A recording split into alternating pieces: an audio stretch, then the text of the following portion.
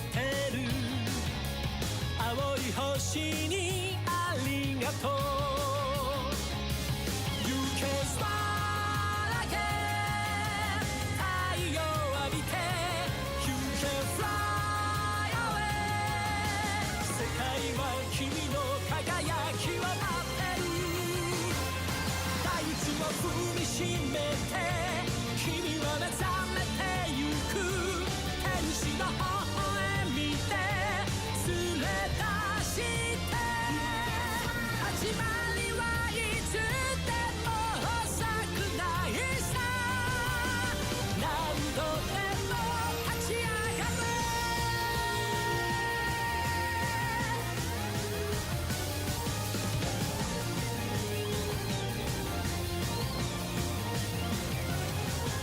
最後まで諦めないさやり続けることに必ず意味がある You just try again 闇を抜けて You just go away 未来はいつも僕たちは待ってる大空駆け抜けて海原越えてゆけ天使の嘆きす捕まえてまだ誰も見たことない世界へ飛び出そう明日大地を踏みしめて君は目覚めてゆく天使の微笑みで連れ出して終わらない冒険に出かけよういつまでもどこまでも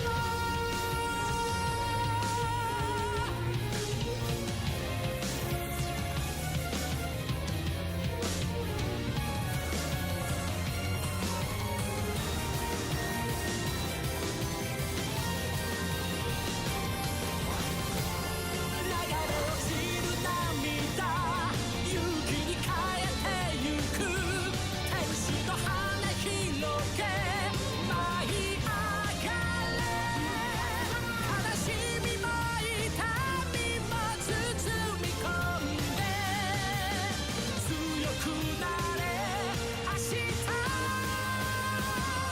大地を踏みしめて君は目覚めてゆく天使の微笑みで連れ出して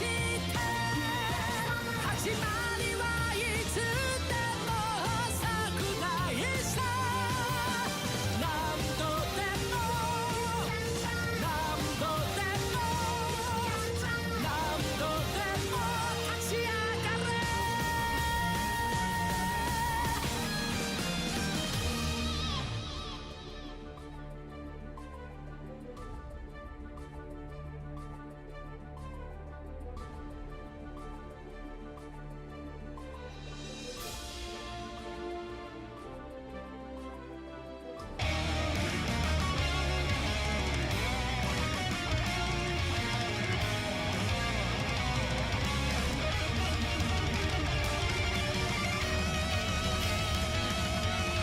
どれほど夢に触れている目指したものがあるこの手は何を求めてる確かなものを探して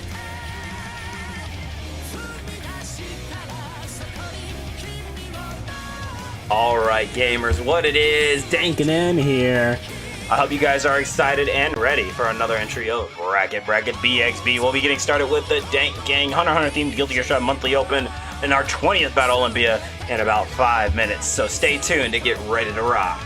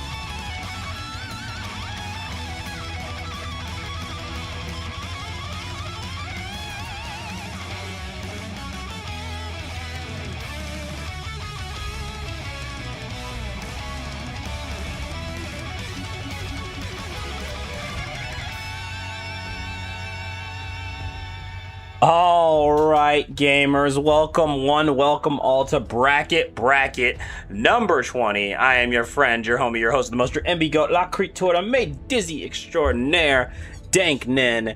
And we are taking a little second here. We're just getting the stream matches put on the bracket, and I had to reset my game because my game crashed, fail, error, and all that. You gotta love Strive, but we will be getting started in just a minute here. I hope everyone has had a great weekend. Happy Marvel Tokon Beta Day. Happy Avatar weekend. It's all good vibes. It has been a great time, I'll tell you. The fighting game community is eating good this weekend, let me tell you. It's been a whole lot of hype stuff. I'm gonna remake the room real quick. Hold on. Blup, blup, blup, blup. I'll tell you right now, I am really excited for this BXB. Even with all the other Marvel insanity going on, we still have a lot, and I mean a lot of players stepping up to the plate to become our 20th Battle Olympia champion. That's right, our 20th Battle Olympia champion. It has been that many months of BXB. I am so happy we've been able to do this for so long. Hell, next month is our 2-month anniversary, or 2-year anniversary. So make sure you guys check that out. We're gonna have some big stuff planned for that BXB.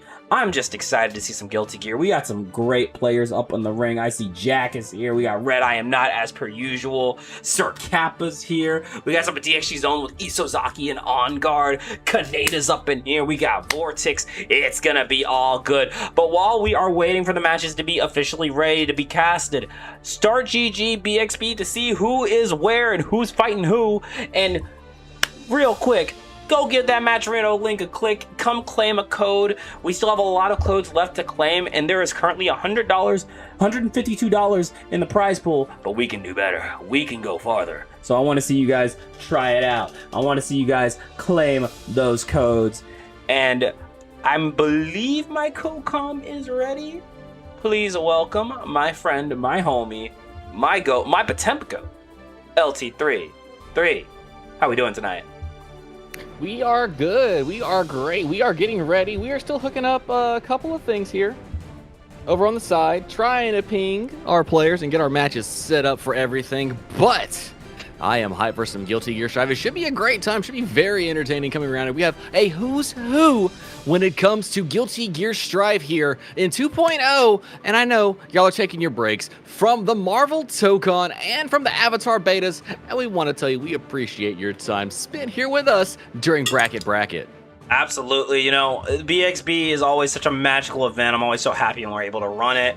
And it feels like everyone has such a good time, and we really get to see some of the craziest stuff in Guilty Gear Strive. So I'm glad even amidst all the extra betas and releases, we are still able to run an epic event for you guys. Bracket means the world to me, so I appreciate each and every one of you guys still pulling up and showing out. And I'll tell you, the lineup is looking crazy once again for those of y'all just coming in.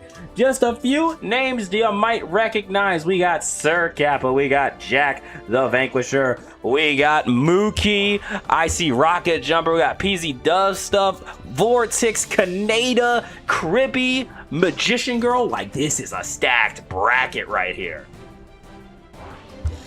You are not lying. Literally any path you take towards the top, you are going to be facing off and growing to new heights in your Guilty Gear career, because everybody in this pool is a shark. Everyone, all sharks, no minnows. We about to go absolutely crazy. And our first set is gonna be a banger. We have NT stepping up to the plate to take on the one and only Samuel. And I thought NT was a Bedman player, but what I'm seeing over here, that is not a Bedman. Are you seeing this right? Is that what I'm seeing here? Oh my gosh, that's a Biken on the screen that I witnessed here. Tethers be approaching. I'm excited to see it. Of course, we are just waiting on Samuel to pull up to the ring, but we will be able to get started with our first set of bracket shortly. So sit tight and get ready. I'm excited to see it. We had, and it looks like a lot of our players are already ready to go. I'm so excited here. This is gonna be good. This is gonna be some good stuff. I'm rubbing my hands. I want some food. I'm hungry. I am very excited to see how this is going to get down, because, you know, kicking off from the start of it, biking into, I'm assuming, Potemkin, is going to be a very interesting setup, because as we hear, it's not exactly the best for the biking side of things. Yeah, absolutely. I don't really think this is an easy matchup at all for Biken. But, you know, with the will, there's a way. I think it really just comes down to... It comes down to how you want to play this. Absolutely is the case, and should be very entertaining to see who wants to take the approach to go in, because Potemkin, I know, seems like he'd want to get in being the grappler, but in this matchup specifically, kind of succeeds at keeping Biken at bay. Absolutely. And I think it will really come down to how patient is NT willing to play. How willing are you to put yourself in a precarious situation? Because I mean, again, your best tool in tether isn't very helpful against the Potemkin. Which is square. This is true. Although you are putting yourself in a little bit of danger by trying to get into the mix anytime you're facing off against Potemkin, because honestly, in 2.0, a lot of neutralizing the Potemkin as it being the mountain of destruction moving towards you is never really allowing Potemkin to get close enough to start their game. Yeah, that's really the name of the game. And I mean, yeah, Biken, I don't feel like has the tools for that right now. But I think, again, if you're willing to be a little awkward, if you're willing to wait it out, I think it's more than doable. We are just waiting on Samuel to come up. But while we are waiting, again, friendly reminder, please go give that match arena link pinned in the chat a click. Come claim a code real quick. We have $152 in the prize pool, and every little code helps. That's right, a quarter here and a quarter there. You know, 100 of y'all, that's $25 extra just slapped in there. Why not go ahead and give them a little bit by just taking a little effort to do a couple of clicks? I tell you. So while we're waiting, let's chop it up a little bit. I know that you've been messing around with Tokon and been messing around with Avatar. I'll tell you though, I'm loving Avatar so far. Avatar, it's a really fun game, very free flowy game. Feels like an Americanized Uni 2, and I think that game's gonna have a lot of stay power. But 3, you've been messing around with the Tokon. How you feeling about Tokon right now? It has a lot of potential. I'm very interested to see how it's going to go into the next phase after this beta, because I've heard they're going to make some adjustments even this deep into the development cycle of the game, and I want to see how they kind of open up. It feels like it wants to be a little bit more loose and free than it is, but the potential that I'm seeing from everybody out there in the community picking up the Marvel is going to blow our minds what they show us in the combo trials. Yeah, I'm really excited to see how the community breaks that game open, because there's definitely I think that Marvel Tokon has like infinite potential. The way that game is designed, the way that game is set to play, it's really exciting to see. But we are finally ready to go our first bout of Heaven's Arena round 1. We got Samuel, we got NT. It is time for some goddamn violence. It is time to kill our friends guilt-free. It's BXB number 20, y'all. Let's see it. Let's get it. I'm ready. Come on. I am so hyped for this to kick it off with a Biken Potemkin match. You know we're seeing some explosions from the get-go. Absolutely. Whenever you guys are ready, go ahead and get started. Yeah, we got Ba on the screen to start it off. I know y'all are hyped. Is it boss sweep time? Is that what I'm hearing out there? I think boss so. Sweep or time. Let them know you got their back. We got Biken, we got Potemkin. Let's get it. Guilty Gear Strive. Bracket number 20. DxG monthly. About to go crazy with it.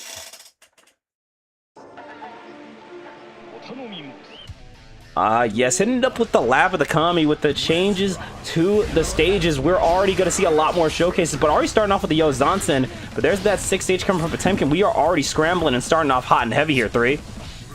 Try to hit the 6 speed, but Biken just placed herself in the perfect location. Now sneaking her way in, misses the throw, but Potemkin's big body hands makes big buddy throws. There it is. Ooh, got the Kabari pickup. A little bit of pickup there at the Tommy. Drops it, but able to avoid the Buster. We got the wall stick into the 6th stage. That's going to be a whole lot of positive bonus as we go for the jump in with the Yo Zansen. We're pulling up, trying to do a little more pressure. Kabari out, but caught on the back throw. This could be trouble. Spacing out, hammer falls in, but cannonballs win. Whew. Nasty work there. Round 1 and first blood going to NC, but let's see how we change it up. What does Samuel have to do? Oh no, that's tragic. Crossed up the Yozansen with the tether attached, went to the full other side. 6P is snuffed out with the low. And a tap dust gets a little 5P action turned around, giving Samuel a chance to try and deal with this bike and pressure. And a buster's a good way to start it. A lot of damage there off the Potemkin Buster. Went for the Kabari, and oh my god, scooped up like French vanilla. Another Potemkin Buster. We're setting up the fence here. It's coming, and so is Potemkin. Unfortunately, missed a chance for the win there. Could have PRC'd, got the heat knuckle into wall break for the complete dub. But you know, things to learn, things to grow. Oh, and got the jump in and a close slash for good measure. The hook punch gonna secure you that round as we go into round 3 for our first game. Close slash feels so good, but a far slash does the work here at the start of the round. Oh my gosh, mighty 2H into the 5H sends Biking re-standing and walking right up into trouble. There it is, 2H to the Kabari with the follow-up to Tommy is out. Nice little 2K into the stagger, but you jumped out a little too late. That didn't seem like an intentional side switch, but we're going ball. Look, Mega Fist got shut down by Tatami on the ground. Just getting off the wall, take that as a small advantage and a win, even though you lost the game. Game 1 here going to NT. Very solid start. Now, typically when we see NT, I expect the bedman, but this Biking, I don't know how long NT's been cooking with it, but this is a nice little change of pace. Really good, strong start here from NT. I mean, going from playing a character like Bedman, who's more designed around the high and projectile zoning mix kind of options, into Bikin, who is really designed around strike throw and big damage return. It's going to be interesting to see how they feel going in to Faust for the next match. And Samuel, get on the right side. Man, it doesn't matter. I could switch these things like nobody's business. It's very easy.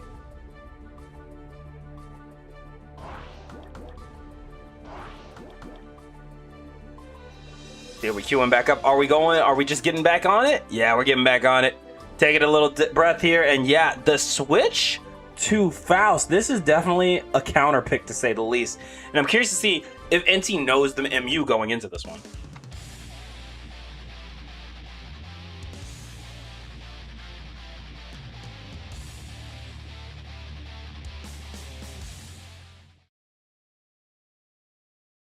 Mankind knew that they cannot change society. Alrighty, switching it up. Faust is in the house, starting with the 6P, but there's that far slash immediate burst here. And already we're going to try to do a little more screen control. However, it doesn't seem like NT cares about that. We're not going to get a chance to set up. We are just going for the pickups. Wall break, getting the damage done. Shooting the dive, amazing stuff here from NT, not giving Samuel a chance, proving that that life bar was really helpful when it came to Potemkin being on the screen. Damn right. There we go, rolling it into round number 2. I like the walk back, but there's that J2K. Tried to go for a little throw attempt there. No luck as we jump back and try to go for the JS, but the 5H is checking you again. We're playing a little neutral here. Oh, nice 6P. Went for the 6H, but misses the mark. Little 2S to the 2H canceled out by the mini Faust. We got the jump in and the throw pickup. Tether is applied, but man, we might have flew a little too close to the sun because there's the back throw incident. Hit him with the low, got the burst back, immediately abated. And NT dashing their way in. 6P, no body home, but not quick enough on the punish.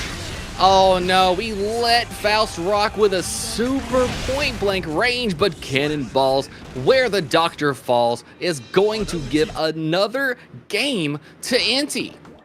Another point on the board for NT, sticking with this bike and throughout the matchups, be it good or bad. And honestly, it's a testament to NT's commitment to the character, because both matchups here, not very good for biking that we've seen. And This it looks is like, true. Looks like that last one's also not going to be very good for biking either. Well, Axel, as we know, is kind of a top-tier hunter in the opinions of a lot of the Strive community, although Biken not known as the top tier of Guilty Gear Strive, so I'm interested to see how these two play into the matchup. Axel's definitely been on a lot of people's hit list lately, but we'll see how this changeup helps Samuel. Got a little pickup, but forces the burst immediately, but there it is, the 2S into the 2H. We're trying to jump around, we're trying to do a little things. 2H hits the 5P, just trying to put buttons on the screen, control the space. And make sure that the approach of NT is challenged at every opportunity. Oh, but there's that throw. Throwing out the 2H. We're trying for it again with these 5Ps, looking to check the spacing here. And at this point, NT just seems to be really struggling to get in.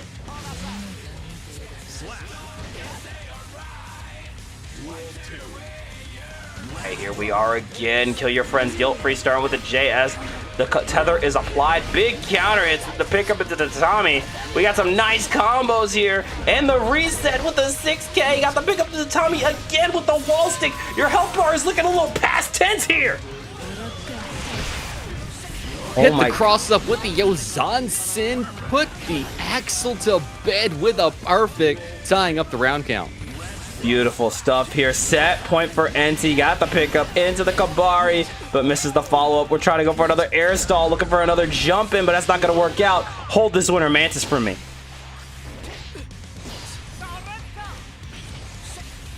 The neutral jumping in safely over the buttons, forcing Samuel to burst.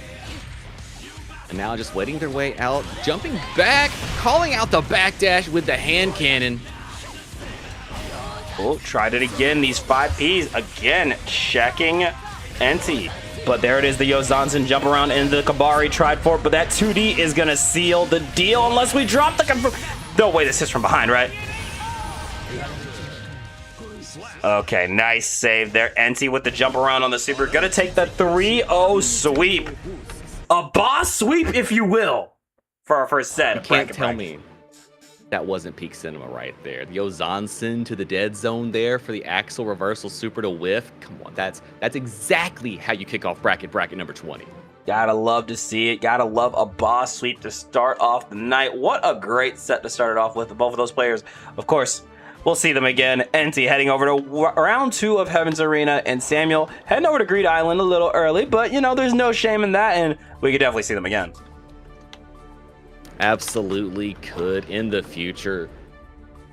And I would not be surprised either way with the way that they were showing up with the gameplay. They have the skill and the capacity, but up next, we have none other than Atticus and #1 Jorts fan coming to press buttons and do their things here to see who's taking one step further on winner's side.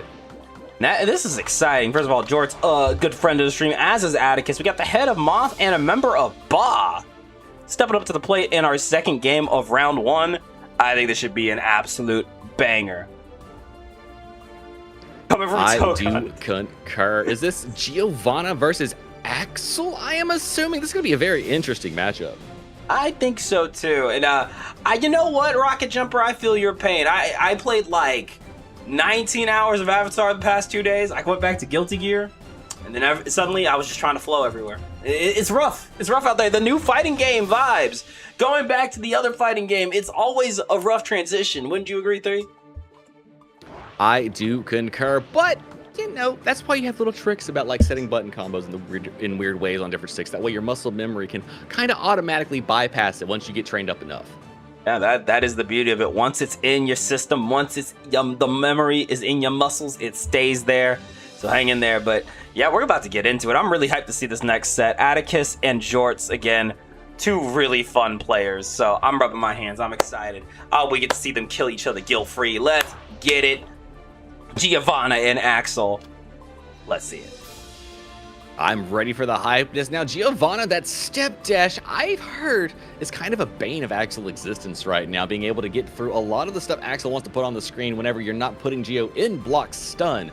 But with a step dash, Axel's got a lot of ways to control the screen, so you kind of have to make a hard commitment that you want to come in, and what better way to check that than with a solid 2H? Am right. And of course, I fought Atticus last night, you know? We played a little gear long set before FNF, and let me tell you, that the patience on this man has improved vastly. So if we bide our time and dash in at the right spots, Jorts has got her work cut out for her. I can absolutely see that in the future, and let's just remember that the patient striver, the virtuous striver, is the dangerous striver. Damn right. And speaking of patience, look at that. Atticus only taking chip damage so far. Went for the jump in a little 2K 2D. Little dash into the dash 5K. Plus frames ahoy here. Throwing out the stagger pressure. This has already been a dominant start, but here comes Jorts. Yo, we're going to talk about that whiff JS going in and then going for the low immediately after there from Jorts fan. That was some fly gameplay. Yeah, that was a clean exchange right there. We're throwing out, though, more sickles, sending out the tornado, making it very hard to approach. 2K2D got the pickup here, but the 5P hitting the other side is just a tragic situation. The FD everywhere you could ask for. Red RC, Rainwater, 5P, Rinsin, Geki, Tornadoes, Winter Mantis, Axel's just doing things! There's that flip kick pickup into the 6H Rekka. Got the wall sticking. You already know we about to let it rip like the Beyblade with a table kick. Hard knockdown into positive bonus. What's the plan here? Plus frames, more jump in action, immediately throwing on landing. Atticus was prepared and covered the options with a 2-frame delivery of victory. Oh, I like the jump around here from Atticus, but it seems like Jorts was ready for it. The super jump working out, but only working out to get you thrown in from behind. Going for that 2K2D. A nice 2P. I really like this patience here from Jorts. Really waiting it out and just letting Atticus whiff. The dash in to try and press buttons and do things, hit the reset. Geo with the BRC to the overhead. Fuzzy business works out, but deflection from Jorts fan. Bob trying to do a little bit of mix here for the team. Jumping out of the throw, but not quick enough for the punish. Gonna get held up with plus frames and put through the wall for some hard knockdown mix on the other side. There it is. Once again, the table kick not killing here. Pixel in a dream as we send out that sickle storm. Hold these iframes for me. Back to full screen. Can we get this? Can we finish this? Can we keep Giovanna out? Gold burst. Okay, I see you there. I see you. Quick with the punish. Atticus getting game number 1. I can't hate on that gold burst there. I think we just assumed Geo was gonna teleport over via enhanced dash, but no, hanging back, and that gave Atticus the round. Insanely good first game from both sides. I can't wait to get into game 2. Look, I understand the idea there too. Sometimes you're seeing like layer 3 and 4 whenever the opponent is only on layer 2 because of where you're meeting at. I feel that gold burst in my heart. That was a very real and true gold burst. I understood that entirely. Avoided the Winter Mantis there. That's got to be frustrating, but there's that jump and baits out the burst from the other side. Shang Tsung, is that you?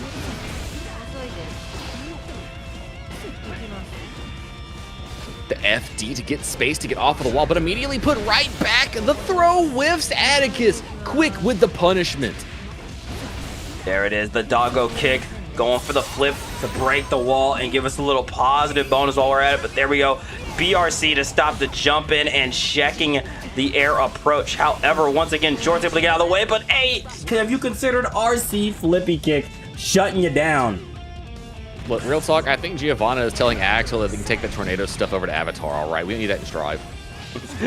Hey, look, Axel is an airbender. Maybe he knows where he wants to go. But look, getting the pickup into the 2H. Sickles are coming out. He's and an another airbender? He's a firebender. He's a waterbender. Wait, is he the Avatar? I think so. I'm looking for an earthbending pretty soon. If I see earthbending, I'm calling it. Wait, Winter Mantis is earthbending. Yep, nope, it's official. Avatar Axel. This is all there is to say. Avatar Axel, bro. Who would have thought it? But there's that flip kick pickup. Got the the Sepultra combo. Going for the jump in. Another one with these fuzzies here. The overhead after overhead has been the Atticus special here, and it's working overtime. Oh my god! Talk about over. No time though. Not like the presence to get the wall break. Positive bonus in the slightest varieties. But more importantly, that hard knockdown to get the mix. And with that, Atticus moving. Are they moving on? Was that 3? No, that was 2. That was 2. Well, Jorts fan still has a chance to try and make that comeback here against Atticus. Atticus looking really comfortable on the sticks here. It's been incredible to see how many callouts we've seen. Jorts definitely no slouch. It just feels like Atticus is able to optimize the most out of these hits, and that's what's really putting him ahead. Is absolutely the scenario. And plus with Axel low, I mean, we joke about him being a pretty, amazing character in Strive right now, but those are very committal buttons that he has.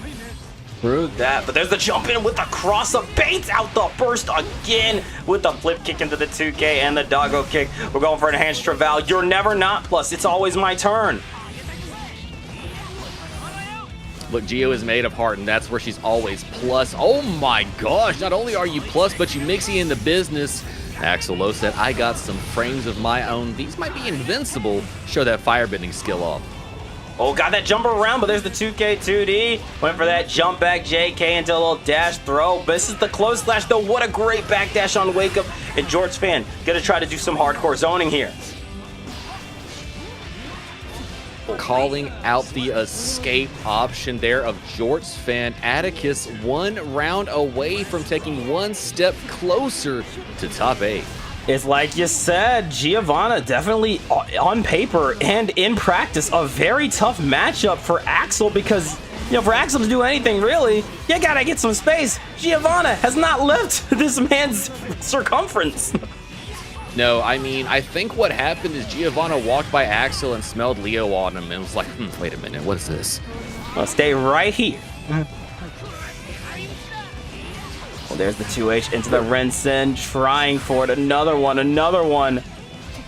Oh, talk about extending the hitboxes for hits 2 and 3 there on Geo's far slash. George Fan has one last chance, but presses a button, trades out. We're still alive. Oh my God, trying for it, but there's that 2S into the kill. That is going to be the game here for Atticus with the 3-0. Another sweep here, this one in favor of Moth. What a set.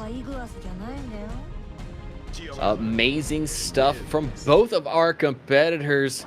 Atticus moving on now to face off against Jack, and we'll see if we see them a little bit further heading towards top 8. We will see it, but we're getting right into winners round 2 of Heaven's Arena, and we got another doozy for y'all. We got Mookie versus the Rocket Jumper. I believe this is going to be Ramlethal Unica. Now, of course, I am no stranger to Mookie, but this will be the first time I get to see Rocket Jumper on stream. Oh, as well, I don't know if I have seen Rocket Jumper playing Guilty Gear Strive, so I'm going to be fresh and absorbing all of the information that this lovely player gives me. Yeah, no, I'm excited to see it. And friendly reminder, guys, if you haven't yet, make sure you guys are claiming those Match Arena codes. Takes 2 seconds of your time. I want to see y'all pull the hell up. Come on. Takes 2 seconds. Add a little cash to the prize pool. You know it's greatly appreciated. Our prize pool currently stands at $152.25. So guys, come on. Claim those codes. Claim those codes. We still got 41 left. Please. It's only a couple of clicks. You can do it. I'll do it right now, as a matter of fact. I'll join the club, Gangi. We can all do it together. So far, so good. This bracket has been such a hype event and such a good time to watch. I hope you guys are having fun. And hey, make sure if you guys are having any bracket issues to please ping us and let us know so we can adjust accordingly. We do know there are multiple Guilty Gear brackets going on as well as other fighting game events going on. And we want to make things easy for everyone. So please do let us know. Absolutely, because if you don't let us know, it never happened. Absolutely. But here we go. Getting into our next game here. And yeah, I hope you guys are ready for some Ramlethal Unica. Our players are here and they're good to go. Let's get into it. Heaven's Arena round 2. Let's see some violence. Now, realistically, this might be the battle of some of the best far slashes Guilty Gear Strive has to offer. You know, you're on to something here between Unica and Ramlethal. Yeah, no, those are some godlike buttons. Those are some, are you for real buttons? And I'm not saying that Rekka and Arbalest stance cancels are similar, but like momentum, extended hitbox, convertibility, I mean, oh, it's all crazy. It's all crazy. Yeah, I'm ready whenever they are. Let's see some violence. Absolutely. Let's get it between Key and Rocket Jumper here at Bracket number 20. Alrighty, here we go. They're ready. Mookie and Industry Plant. That's a good name. They might be a psyop. Lie told to you by Big Pharma. Mankind knew that they cannot. What is this far slash you speak of? Hey, let's kill your friends guilt-free. Throw RC is a myth, and they are here to prove you wrong about it. It never happened. All right, though, getting started. Big swords on the field. Caught the 6P. We're not having those jump-ins. Throwing out the sword toss and baits out the burst from downtown. Damn, Mookie. Okay. Swift with the nasty.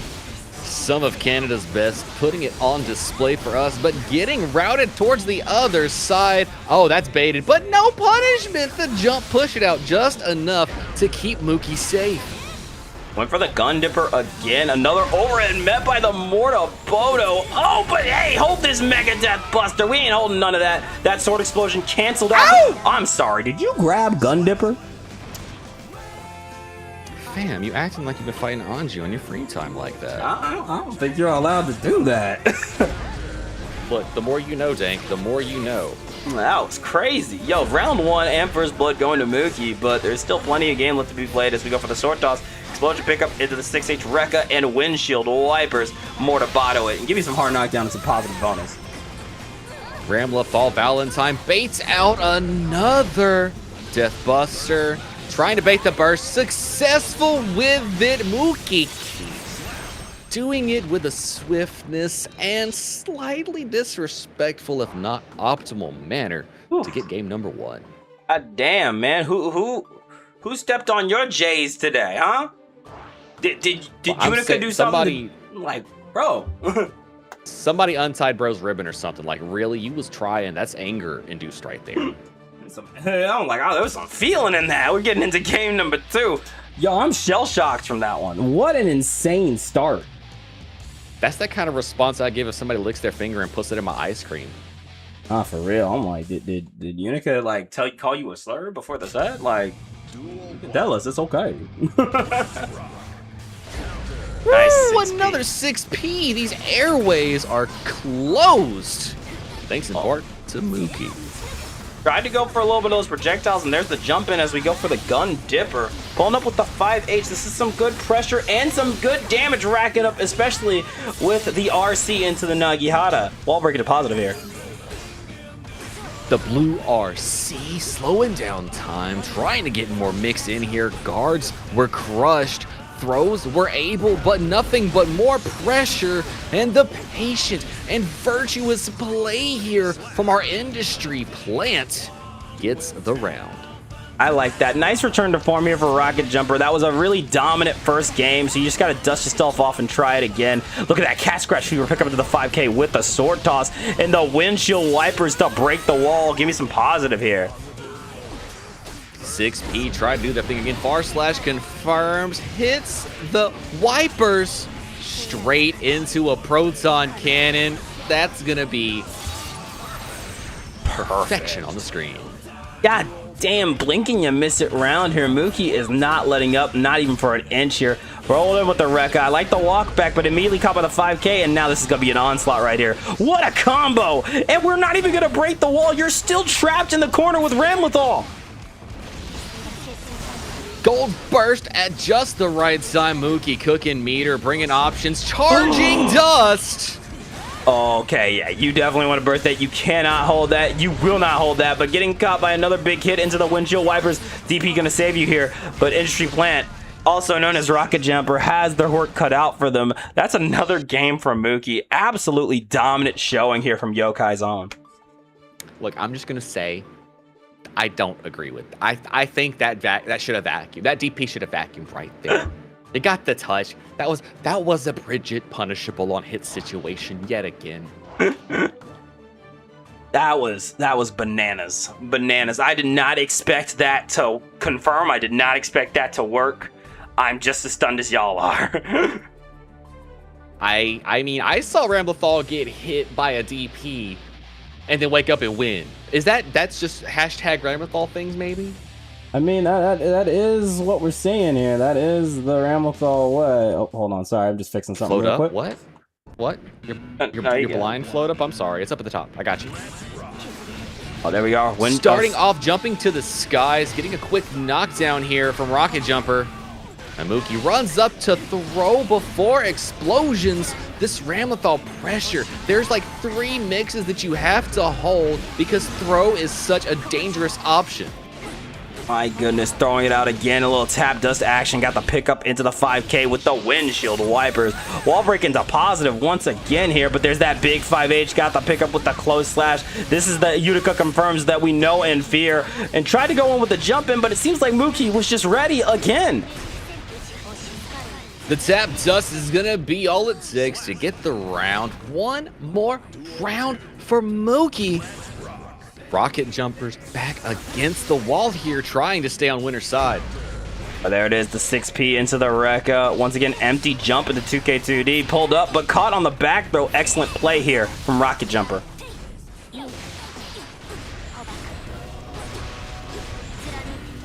Stay patient. Sword pressure running up, blocking the dust and going off the wall. Finally getting a chance to put their on work in. Ooh, big hit, launching Mookie towards the wall, but Mookie quickly jumping off and out of danger.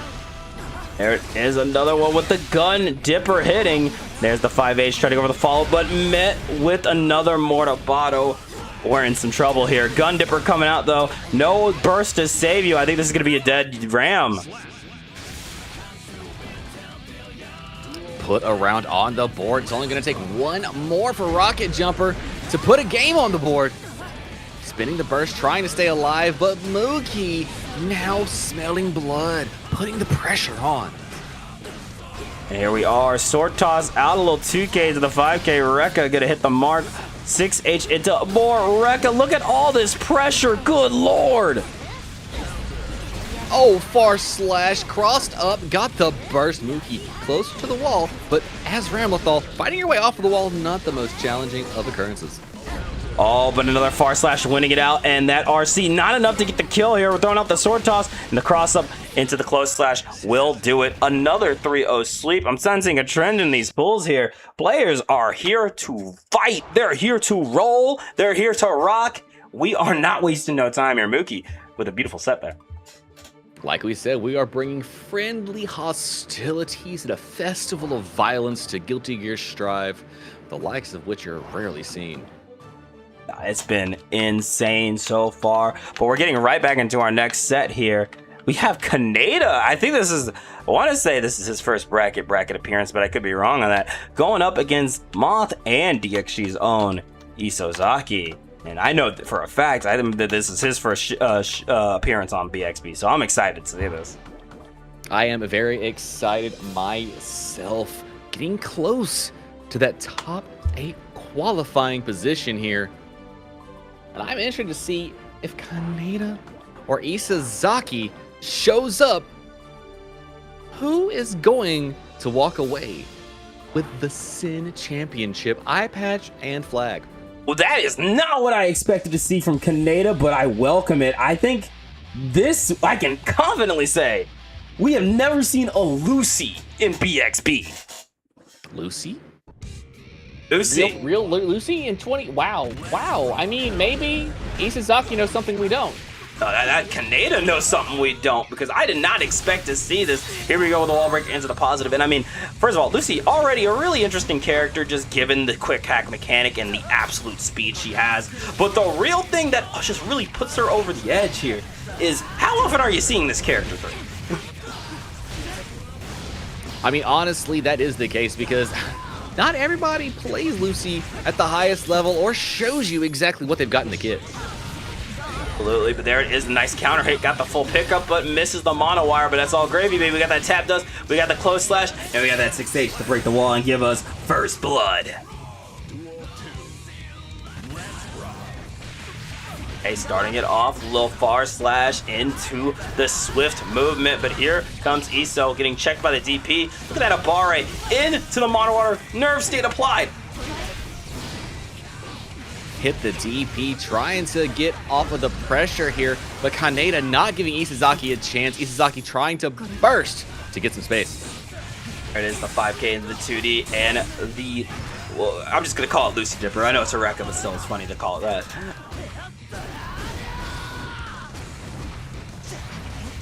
Ooh, try to go over the cross-up. No luck here. Great blocks from Kaneda. However, blocks are not going to be enough. We got to start guessing on these mixes. But here is the 2K into the 6H. Forced counter hit, but drops the confirm.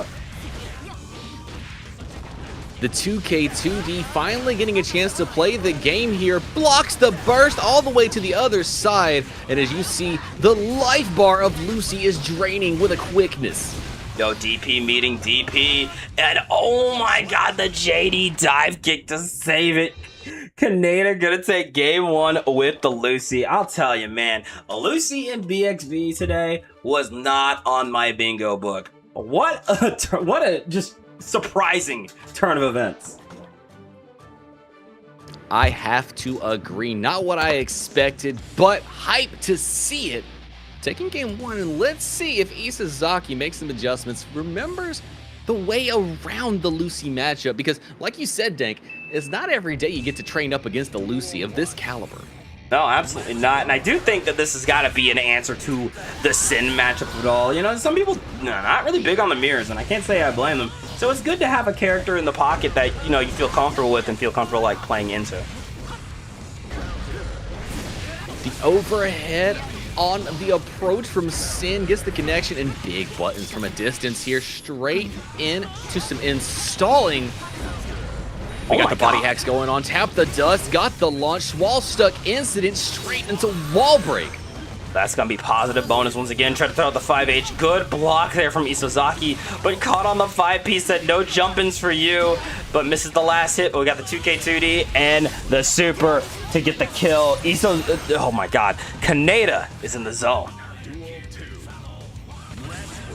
And showing you exactly what Lucy can do here in 2.0. You know, a lot of people kind of just gloss over, forget about Lucy, kind of go with the same kind of area as Bridget in the character select options. But when you're at a very high level, showing exactly what Lucy's got, it's a very high thing to see.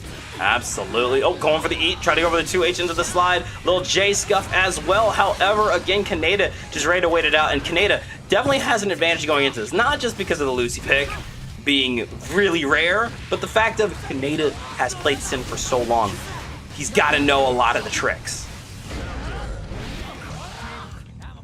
Got the round on the stray hit in the sky, straight to confirms, and a final round situation. Isazaki wanting to put one on the board.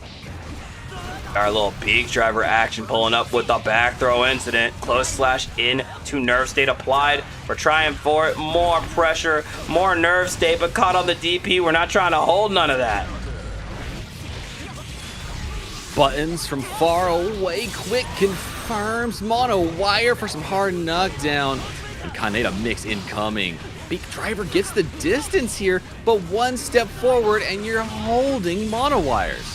It is the super coming out with the hard knockdown, positive bonus vibes. One more time with the jump in, a little 2K2D. It right into the 6P, immediately knew that shit was coming. Same 6P ended, Beak driver hit the reset. Isazaki trying to find their way here in neutral.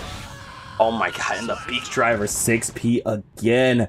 The ball knowledge is absolutely putting Kaneda over the edge. That is a 2-0 lead, but you can see Isozaki starting to get more comfortable as the set goes on. I see it as well, but I feel like Kaneda has mastered the spacing of Sin and knows exactly where Lucy's range dominates in this match, because that's what you're seeing here. It's perfect location of where Lucy needs to be on the screen to deal with anything Sin can do. Yeah, that's really what it comes down to, but let's keep it rolling. Game number 3 in Heavens Arena Round 2. Last game before top 8 qualifiers. Let's see what y'all got. The FD quick exploded with a DP here.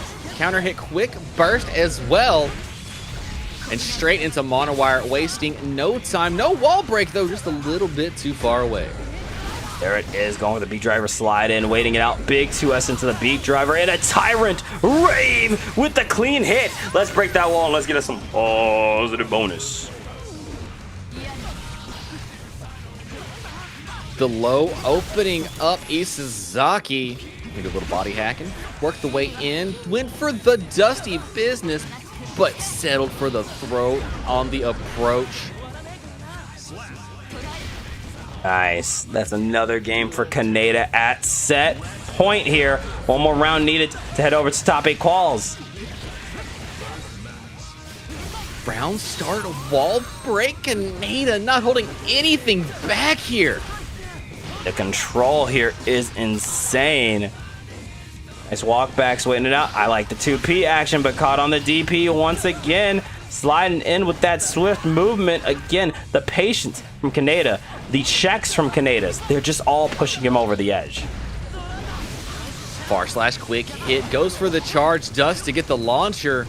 But Kaneda smartly spinning the burst. Isazaki spinning it right back, trying to stay alive. Opens up. We are 2 touches away. Oh, nice IB. Are we going to be safe enough? Yes, we are. Big counter hit. And this could be an absolute game changer.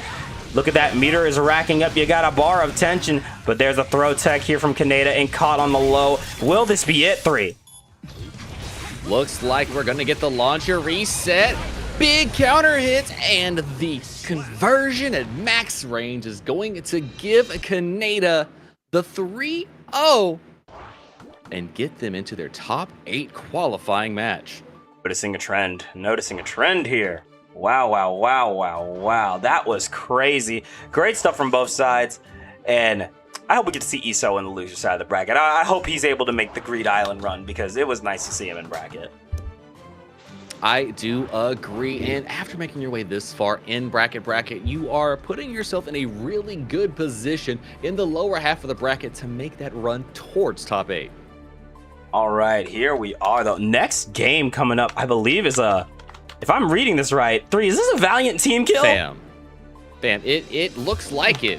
And if I'm not mistaken, folks, you're about to see a treat of a match. We have none other than Magician Girl facing off against Kribby. Yo, that's how you know we're in the NGL qualifiers, because holy Jesus. Asuka, Leo. I just saw these two actually throw down not too long ago on Paragon, so I'm looking forward to the run back. Let's not waste no time. Let's kill our friends guilt-free. 3. Duel 1. Alrighty. I'm just excited. I'm electric from this. I was waiting to see how they were going to round start. I couldn't even breathe. Ooh, man, oh man, here we are. Got the overhead into the book. Little shuffle up. We got 3 cards and we're already low on mana. Now, if you've seen Magician Girl before, that mana gauge is going to be very volatile. You'll see it run out before you know it. It is back. She is so good at scrapping with low mana. It's ridiculous. Knows exactly how to spend all the mana and then hold the pressure to keep themselves safe enough. But as you see, Kribby knew the exact moment, did not hesitate to put the work on. Good lord, here we are. Oh, double overhead slime, trying for it with some hot cubes coming at you. One more time, a little 2K into the close slash, rolling up with the reshuffle. Got the roll around. Did you see the dash cancels, fam? That was crazy. Oh my god. Yo, he's leaving flames on the boots like he's Back to the Future. I can't believe this stuff. Insane work here. Let's take a look.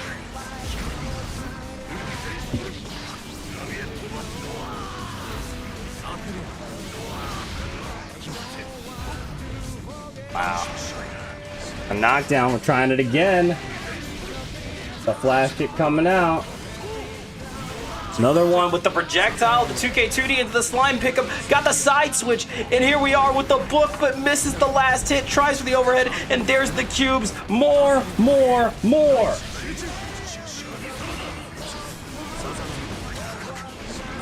Trying for it again with the slime, got the pickup into the staff. Cubes on cubes here. Kribby was not able to leave Purgatory that round. That is a beautiful set here. Showing you exactly how to shut down Leonardo White Fangington, or really anybody when it comes to fighting games. If you put enough stuff on the screen, they never get to start the game. Of course you're going to win. Absolutely. There you are with the book. Setting out the electric cubes. One more time with the jump in and the screamer. Tap Dust into the RC as we get the wall stick. Reshuffle into wall break. That's going to be some positive right there. The tap Dust straight launcher into the back turn unstance. close slash, back throw, safe jump setups here. Another throw. Kribby really sticking to that strike throw mantra. Yeah, insane stuff here. We're going for the jump in, but there's that tap dust. We're not trying to have it happen. And there's the throw tech going in with the flash kick. And there's that pickup one more time, but forces the burst. We are not trying to have that happen, but there's that JH. Got the pickup into the confirm with the lariat. But again, we need one last hit. This is so close. These IPs. Look at Magician Girl hanging on with a pixel and a dream. Oh my god, the flip cubes. Oh, the Temu cube saving you. What an insane game one. An absolute scrap. And Magician Girl gonna take game one. That was only game one, y'all. Holy The magical shit. pixel already happening game one. Also, we apologize if you guys are having some slowdowns in the bracket. We are kind of working with a skeleton crew here today, so please do be patient with us. Right, getting back into it. Next game coming up.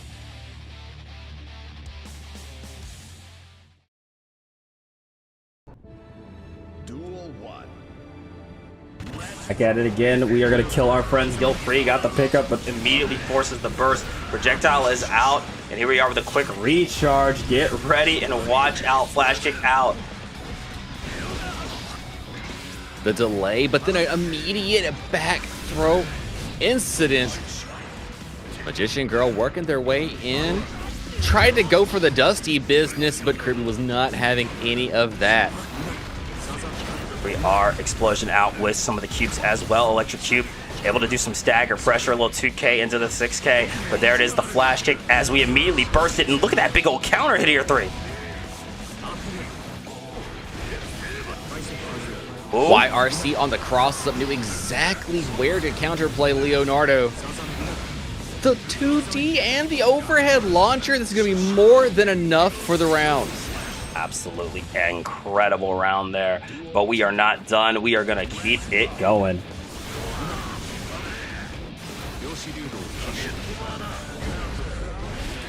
Big collision in the sky. One too many close slashes. But a wake up back throw innocent. It is going two ways on that street. And there it is, the wall stick with the wall break. We got some positive bonus, and we're going to be feeling the pain here. Going for the BRC with the run through. Excellent IB as we keep the stagger pressure up.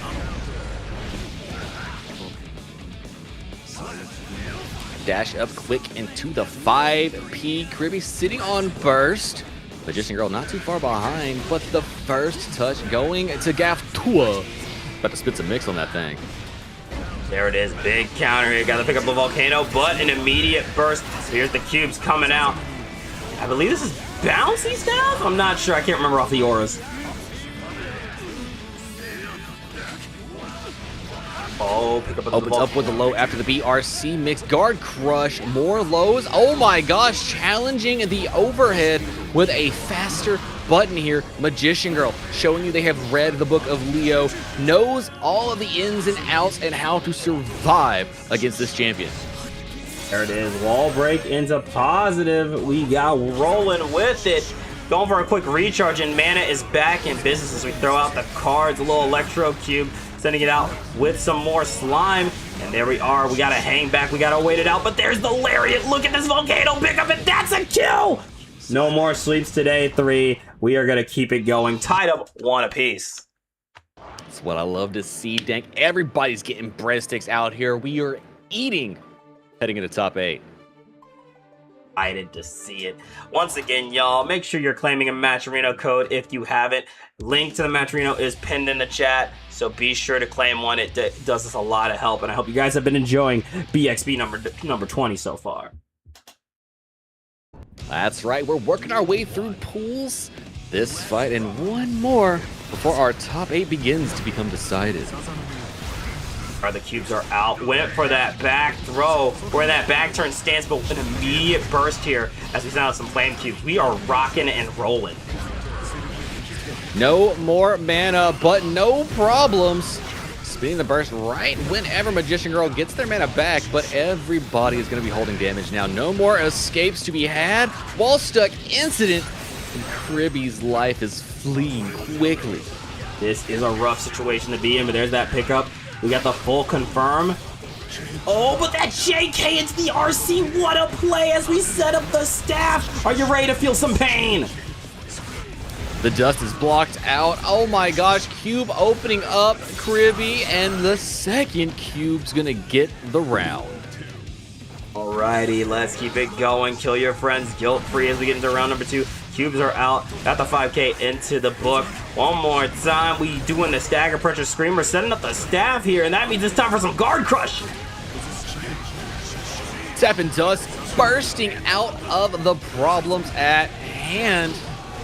Kirby to the opposite side, dashes up for the throw, but the challenge throw works out for Magician Girl. Great position to be in. One more time. Sending it out and trying for it. Look at that murder cube as we throw down some more pressure. Good lord. The back throw, though, is not over yet. Safe jump shimmied out. What a challenge in the sky. Got the burst at the perfect time. But Kribby with the clip. Oh no, one button press too soon. Back throw incident. Game going to Magician Girl. Stunned, shocked, and appalled you got that back throw there. Man, Magician Girl always is on it. I swear, every time I see her play, I'm like, you can do that with Asuka? You can play that to that by the seat of your pants with Asuka? You can be that tight with Asuka? God damn! I didn't think that was even possible.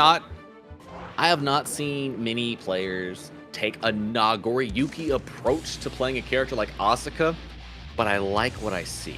Yeah, it's always so cool to see. So let's keep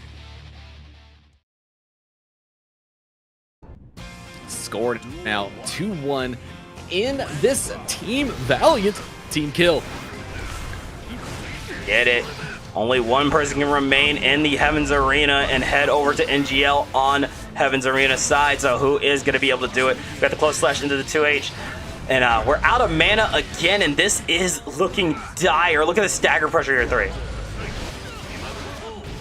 Hits the tap dust, tries to get guard crushed. YRC from Magician Girl, and immediately throwing some hop cubes around the place until Kribby gets that back throw incident. Cross up started and around in their pocket. Whew, golly. Set. No, not set point yet, but Kribby potentially trying to bring this to a game 5. He's just got to lock it in a little harder. But I'll tell you, Magician Girl is not going to take that sitting down. The dash up 5P hits the reconfirm. Deflect shield pushes Kribby back. There it is. Setting up with a nice little recharge. The 2D coming out, and there is the Lariat. Got to pick up into the 2H one more time as we roll it through. Volcano out, but we tried for 2K 2D, and the cubes are rolling in. Big old cube here getting the low hit into the tap dust. Look at this pickup. We are resetting. All the burst baits you could ask for, but Eisen the Sturm. Oh, shimmy. Not to spin the burst yet. Oh, that was a devious shimmy dang. Disgusting shimmy. Set point here for real this time for Magician Girl. Looking to head over to the top 8 top 8. Kribby tried to hit the 6P, but 3 cubes, 1 low had a different idea. Flash kick is baited. Kribby tries to use the burst at a delayed moment and successfully gets off the wall. Here we are, a Lariat coming in with a little bit of that left, right, and one more time off that flash kick again. Close slash into the close slash, pressure onto the pressure, and the 5P to catch the jump out. Dark Magician Girl forced to set up the staff here. The wait out, the dash stagger close slash pressure, used the guard point to make the mind separate from reality, open him up with a low, but the YRC spacing Kribby back out. Oh, and Kribby with a nice little poke here, trying to pull up, but we are out of mana. But what a cross-up, no fear here from Magician Girl as we go for the 2K2D into the Hyper Cube. One more time, though, the jump around. We've seen it so many times. Nobody wants to stay in the corner. Wants to get off the wall, but the far slash is gonna clutch it up. Dang, we've got a game 5 on our hands. Holy shit, the first game 5 of the night, and it's the first not 3-0 of the night too. Yo, we kicking it up into overdrive with this one. What a crazy game. We're heading to top 8, Dank. You know what it means at Bracket. Top 8 things get heated. Absolutely. There is no easy path in bracket, as we always say. And yeah, the bracket's path has been heating up for sure. Duel 1. Magician Girl be murdering people? Congratulations. Fork found in kitchen. Yes. Nah, if you haven't seen Magician Girl before, that's just what she does. She's just all about it. Going out for the flash kick, though. We tried to wait it out. A little 5K into the 6H. As we go for the tap, Dust of Doom and Despair. We didn't get the burst bait, and we're out of mana, so we got to be careful. I would say you can see the collection, but you can't. It's in cards. Going for the back throw here. Nice setup here with the JD. Got the pickup. Going for a quick reshuffle, and there's that flash kick coming out once again. Great 5P check there. Oh my gosh. With the Dusty business, quick launcher, no burst to escape, but one more touch remains here. Oh my Remained God. here. Yeah, remained. Past tense for sure here. Set point from Magician Girl. First one there. Screamer from the skies, Screamer on the floor. What are you supposed to do about all this? That's the neat part 3. You don't. Then at the projectile. Mana is still gone, but Magician Girl able to stay out of the way and get the recharge, and we're back at it again, but these projectiles are beating out the cubes. Not only beating out the cubes, but the overhead does not get beat out by projectile. The aura walk for a throw does not work out, but the cross-up is blocked. The delay overhead also blocked by Magician Girl. There it is. Open the book on him. Try to go for the jump in, but there is the burst. Cubes are out with the 6K into the Screamer. Tap Dust not going to be blocked here. We are in some trouble. There's the flash kick from the other side with the pickup. Falling Buttons gets the burst off of Gavin, but it's not over yet here. Oh. Trying for it. A little 2D and the Screamer out.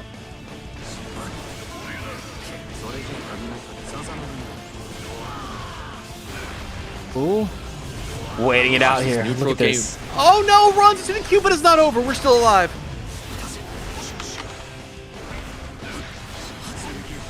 There it is. 6P. Trying to go with a run around, but what a back throw, and that's gonna be it. Magician Girl gonna take it 3-2 over Kribby. That was hype. That is a way you seal a game against the Leo. They go for the cross up. You're like, haha. Very cute. I will let it slide. Magician Girl let it rock. A lot of the set was blocking it out. Hit that glorious punish there to mix it up and get their top 8 qualifier for winner side. Excellent stuff there. Magician Girl is going to be qualifying for top 8. But Kribby, no slouch, not out of this yet. Has the losers run still, and we'll see them in Greed Island, of course. But now, our last game before intermission. Are you ready for some Jack? Are you ready for the Vanquisher himself? The Battle Olympia champion of all time makes his appearance with Robert Kyle. That is right. Approaching from the land of tangerines, Jack the Vanquisher is coming to Bracket to face off against none other than Moth's own Vortex. I'm excited to see this one, brother. It's been a long time coming. I'm so ready. Let's get into it already. No time to waste. Robo-Kai and Potemkin. Let's kill our friends guilt-free. Last qualifier before we take our break. Now, I play both these characters, and this is a fun matchup. You like this matchup? What about it so fun for you? Both of the characters have the buttons to zone each other out. Absolutely, but so far we're not really seeing a lot of zone. We're seeing a lot of aggro here from Jack. Going for the guard crush into the command grab. We're grabbing the grappler out here. What do you mean? That is zoning. That's grappler zoning. That's exactly what I was talking about. Send up the mat again. Bug getting caught by the slide head. We're in a little trouble here as we slide in Hammerfall style. A little bit of that jump in with the jump in. JS, however, denied here. YRC, get it off of me. 2H high-low, quick reset. Tried to go in for the tick throw, but Vortex knew. Went for the burst bait, didn't get it. Oh, but an amazing jump out there at the last second. That was some crazy work here. One more time. We got it. Go for the little Garuda impact. Baits out the... Oh my god. Scooped up. Potemkin Buster, dude. Made the YRC bait Vortex. Getting round one here. Amazing jump in there from Jack. Saw the slide head. Quick punishment. No easier way to deal with a Potemkin than letting him slide head whip in front of you. Ain't that the truth here? We got some stagger pressure. Jack forced to wait it out, but I like the jump out, but Vortex still not holding back. The jump in denied. Jack might be in some trouble here. The hammer fall hits. We've got the conversions towards the wall. Jumps out, gets the deflect shield, but does not land in time for the punish. There it is, that patience we've seen from Jack time and time again, but got caught in the cross-up. This could be trouble. And oh my god, I might have seen the rollback on that one, but the jump-in is going to work out. Vortex going to take game one over Jack in our top 8 qualifier. And you know, with game ones, Jack makes a lot of reason adjustments on the opponent. And with Potemkin, you saw the kind of damage coming off the table. Both of these characters want to play against each other in about the same spot, which leads to a lot of return for both of these characters. Absolutely, and to quote the Rocket Jumper, that is just the truth of the matter. Fighting Potemkin's never not gonna be scary, but Jack still making himself look absolutely fearless here, going for those 5Hs, setting up those mats, and getting the segue in.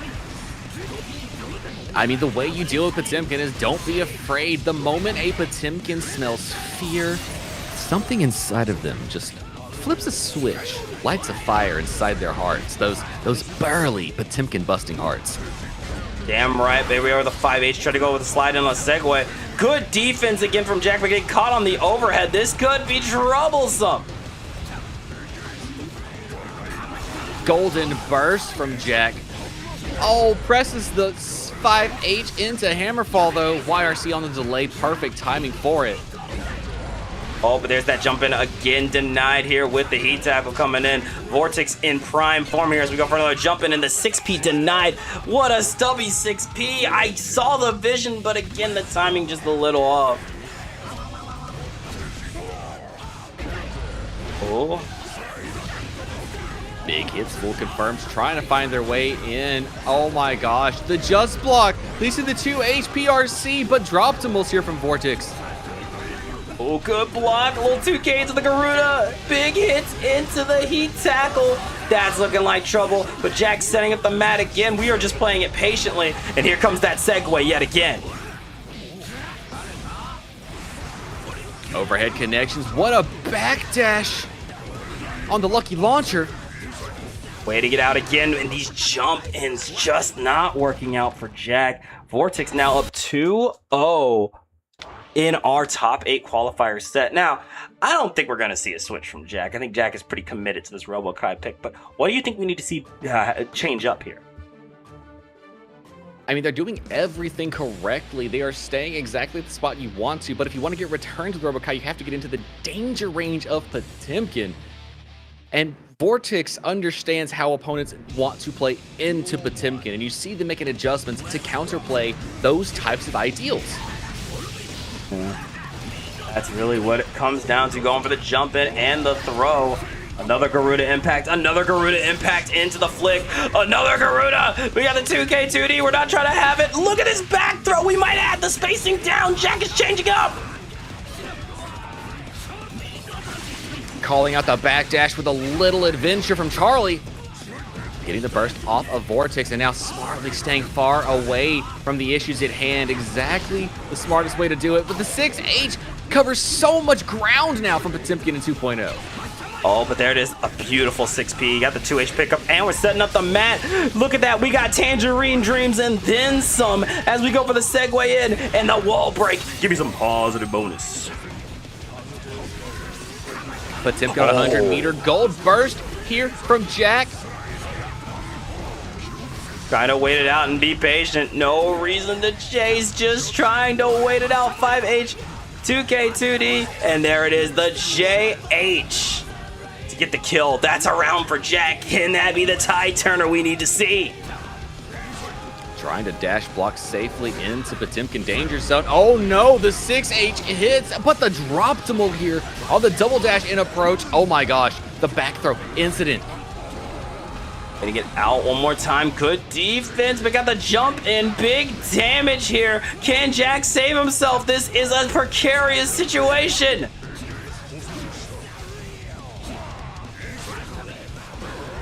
Dashing into danger zone, not afraid. Oh, busting. Holy shit.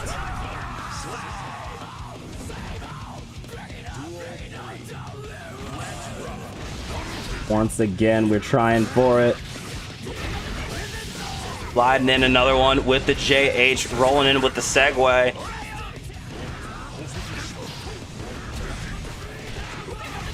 Oh my goodness. Another one.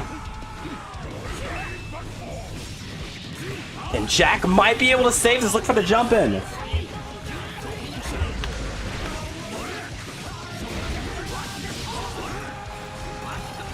And Jack saved his Charlie tap. to the other side, hit the dust, wasn't there, but the 2H going stratospheric to get the touch. Good lord. And there's the kill. Beautiful stuff here from Jack the Vanquisher.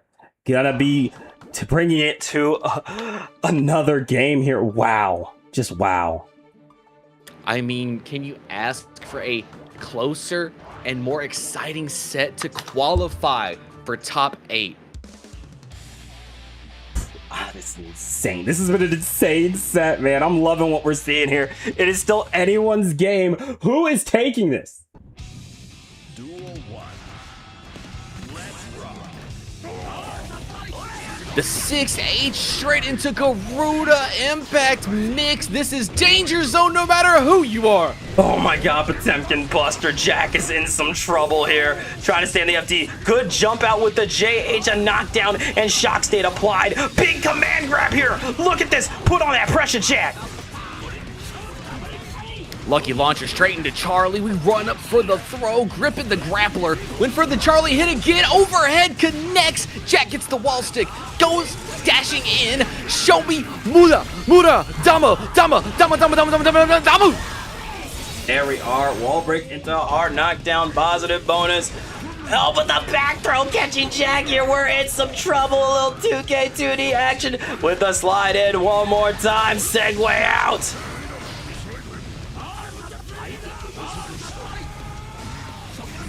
The PRC to go for the low lucky launcher. The back dash from Vortex. Oh, Hammerfall blocked out. This spacing from Jack, trying to get the touch here. Oh my god. Feel my whole life flash before my eyes. I ain't even in the ring. Sliding in with the segue. There's the jump in, and it's gonna be the kill. Jack is not done yet. The 2D from the opposite side. 5H connects from Jack. Oh, the Charlie perfectly ranged out. Gonna sneak back away from the danger. There it is. A little 5H action. Got the jump in. For time. Nice hit. Sliding in with the segue and the wall break into positive. Jack has been on an adaptation tour. Look at this.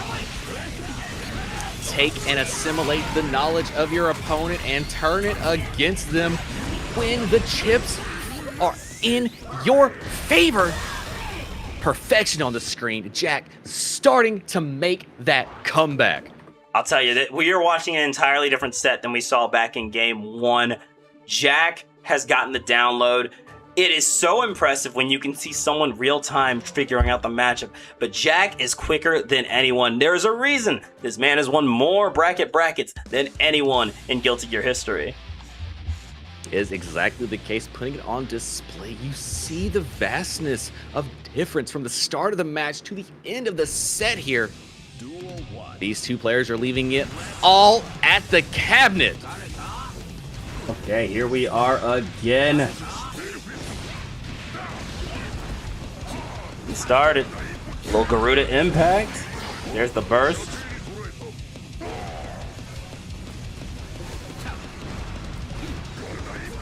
Another Garuda. Oh my god, this is stressful to see here. The back throw on Lucky Launcher since the gap. We BRC out of Garuda Impact and get the Buster. There it is, the wall break to get the kill.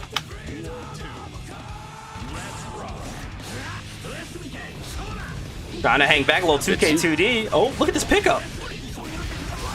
Straight towards the wall, hits the close slash into the wall stick. 6H gonna get damage.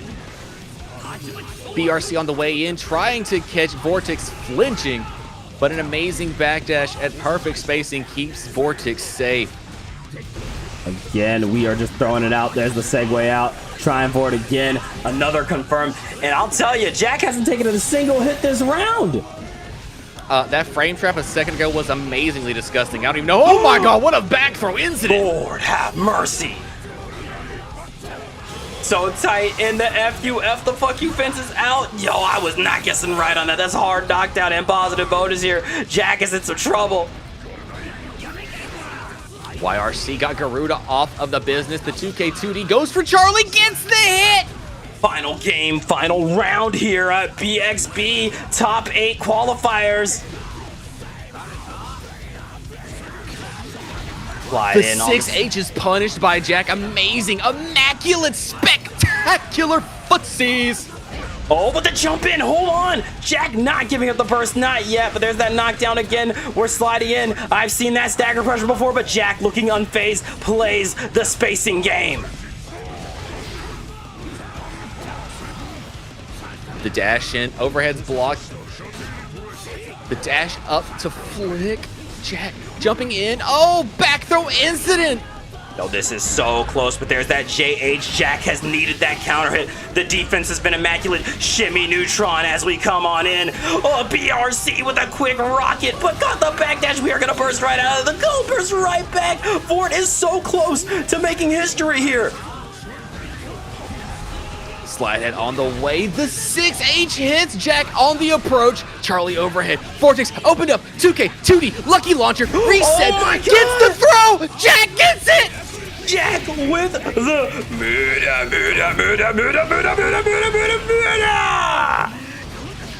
But no, you might have killed yourself here. Oh my God! There's what? What? What?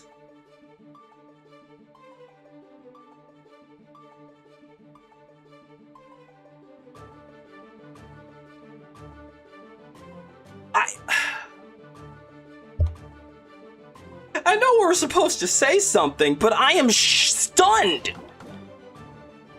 Stunned at what we witnessed.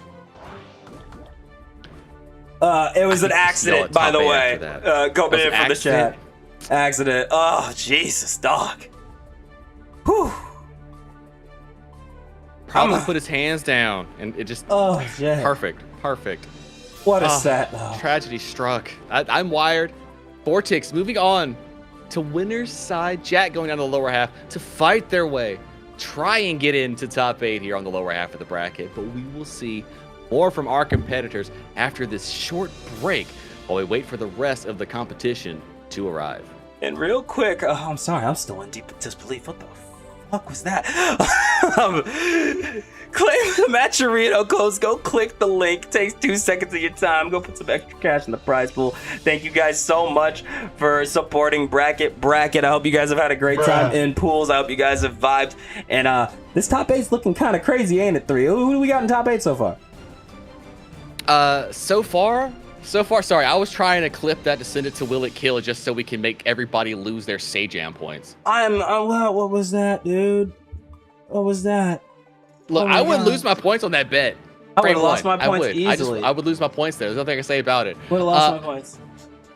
So far qualified, we have Kaneda and Mookie on the lower half, and in the upper half of our bracket, we have Red I Am Not facing off against Magician Girl.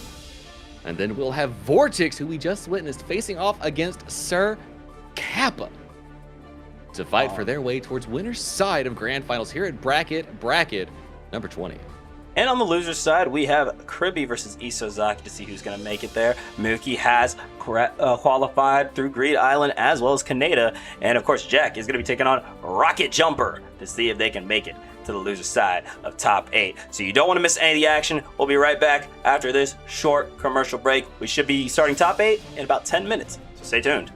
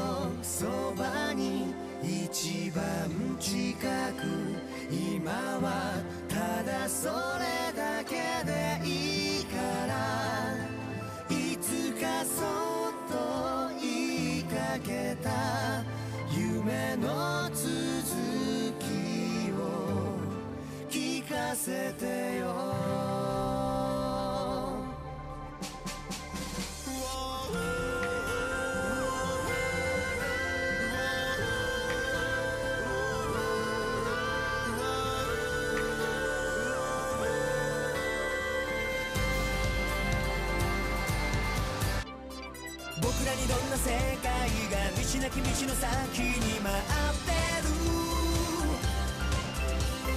声なき声はこのままどこにも届かずに消えてゆくの忘れない消せない今日の後悔も投げ捨てがむしゃらに明日を目指す朝日に照らされた傷笑い合って終わることない旅を続けよう向かい風としていながらそれでも進む理由があるだから友よ置いてくためだけに生きるのはまだ早いだろう身につけたもの抱え込んだもの手放した時始まる何かうまく生きてくレシピを破り捨てて感じるリズムそう僕らのやり方で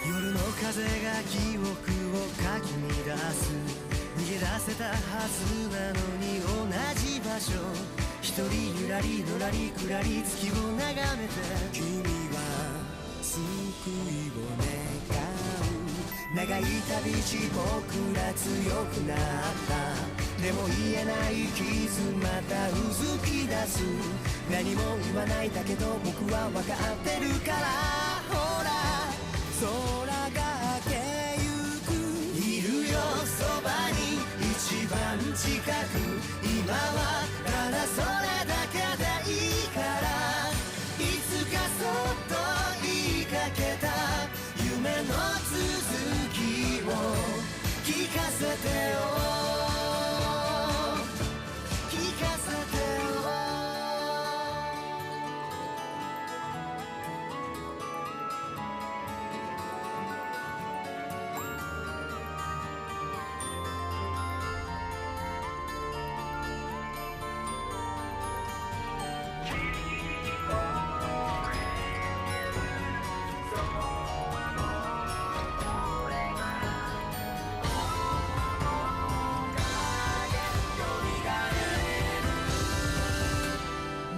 風としていながらそれでも進む理由があるだから友よ置いてくためだけに生きるのはまだ早いだろう汗にまみれて泥にまみれて手にしたものはみっともないかな誰かが決める勲章は星くらい聞こえるリズム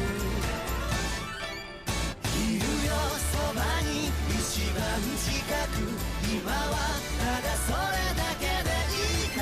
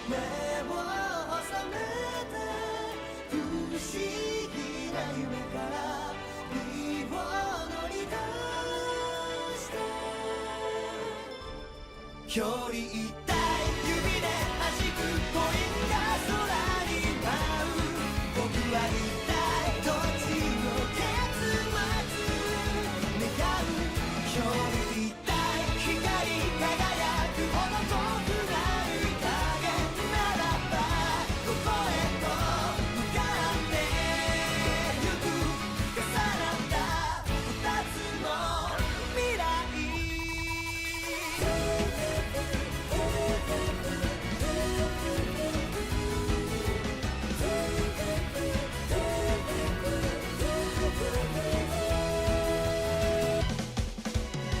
偶然を語る必然つながる分かれ道どこまでもいつまでも正確に影飲み込むのか照らし出すのか抗うのか全ては許すのか光愛情同じ根を持つ強い感情記憶の彼方に手を伸ばして君のいる場所へとそっと誘って距離一体やがて全て消えゆく定めとしたゆえに絶対この手だけは離さない照射必須明かり染まる薄れて色の衝動鎖を断ち切って目覚める今見るんだ確かな世界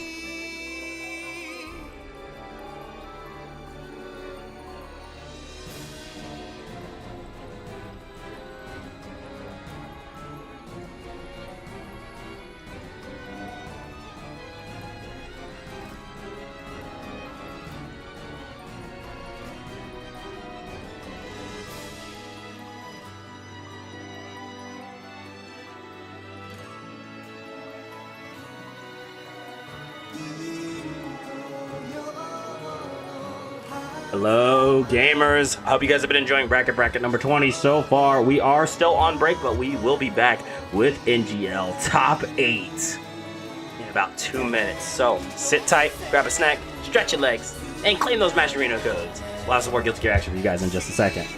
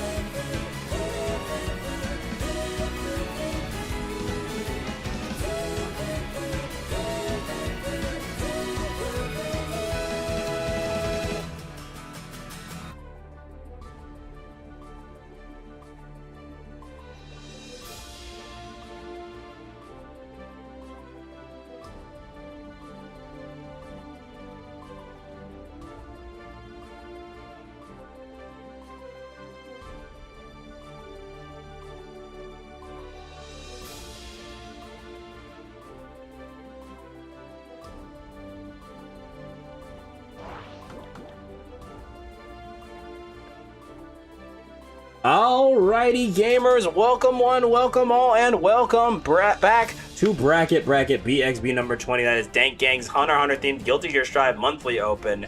And fellas, homies, people from another mothers, we are here in the NGL top 8 yet again. I am Dankman. Ready? Are you ready for this top 8? Oh, Dank, I think I'm ready, but after how we saw the qualifications for top 8, can we say if we are ever truly ready for what can happen in Guilty Gear Strive? It's crazy to me, even after 5 years of Guilty Gear, after 20 BXBs, we can still be surprised by new things.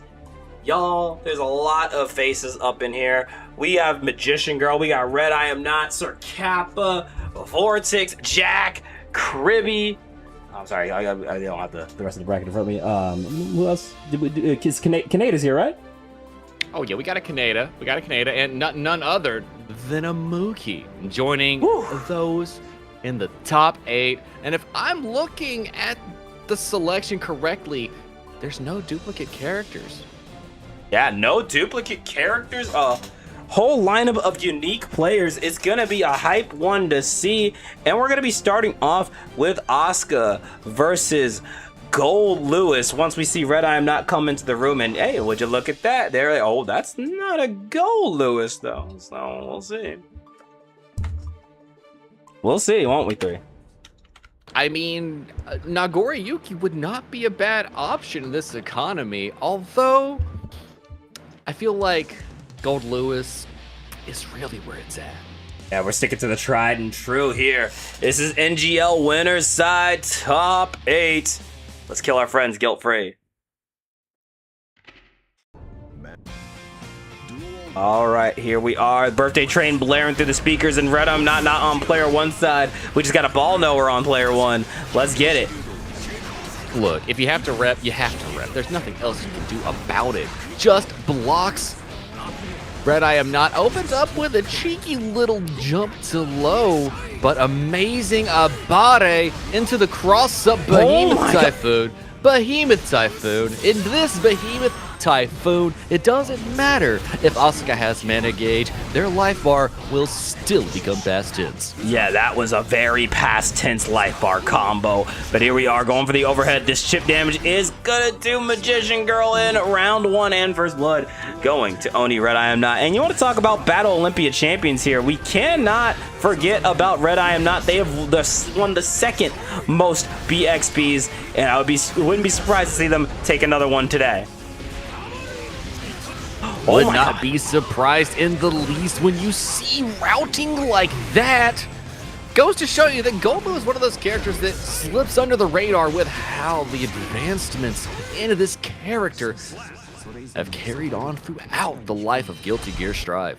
Oof, and I'll tell you, that was a blink and you miss it game 1. Red I Am not wasting any time securing the first game. Up 1-0 over Magician Girl. Now, Magician Girl, we talked about earlier, she's really good at playing with or without mana and making it feel like, damn, am I fighting a rushdown or a zoner at any time?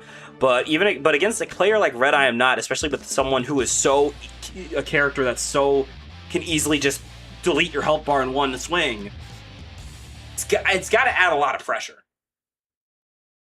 I mean, realistically adds the pressure, but knowing where to put yourself on the screen to not be afraid of Gold Lewis as Asuka really shows you the knowledge of the player behind the character. We are staying on the block here. Low mana, but we are not out of options here. Going for the overhead, but that also means we're out of mana. But look at that 6P. We're pulling up, said, I don't care if I'm out of mana. I'll throw these hands. Solid mids, more cubes to be had. More cubes in the hand. We're dropping them low, dribbling them across the screen. Empty jump into throw. Asuka's the grappler now. Oh, and there it is, the empty jump with the 2S into the cube. Got to pick up 5K into the 6H. And here we are, a little bit of that imaginary technique with the hollow purple. Give me that hard knockdown and give me that positive bonus here, 3. The just block on cubes, waiting out the pressure. Red, I am not being so patient when trying to deal with Asuka, fighting down to the last pixel. But a Screamer is going to return the chip damaged finish here. We are cube out with the 5K into the 6H. We're going for a nice Screamer overhead. Said, hold this guard crush for me right quick. And there's the staff in a nice pickup. Ooh, that was about to be a disgusting confirm. Absolutely was. Red Eye not new, needed to burst. Forced Magician Girl to wait it out. Oh my god, a minute before that Behemoth Typhoon hits from maximum range. Oh, but there's the throw here, setting up the staff. Nice play with a quick recharge into the wall stick. Get that wall break with a positive bonus. Beautiful stuff here from Magician Girl. Going for the RC, but still gonna have to hold that 2K. Here comes Red. The ends jumping to punish the overhead at maximum range from Magician Girl, though, sets down the dribbling step, taps the dust. And with that, Magician Girl is gonna tie the games 1-1 here in our first bout of top 8. I'm loving this opener to our NGL top 8. It has been nothing but savagery and violence right out the gate. These two are scrapping, they're scrambling. This is what the Battle Olympia is all about here, 3. That's what we came here for, Dank. We came here for big buttons, big damage, and lots of friendly hostilities. Hell yeah, let's keep it going. Game number 3. I want a game 5. I'm feeling big and Greedy tonight. Let's see if we can keep it going. Big nerd versus noodle nerd? Now that you say that and I look at the screen, I cannot confirm or deny these allegations. Well, you might be onto something here. A little tap dust action, baits out the burst. I got no mana, but that doesn't mean I can't whoop your ass. Breaking the wall with the wall break, deposit bonus.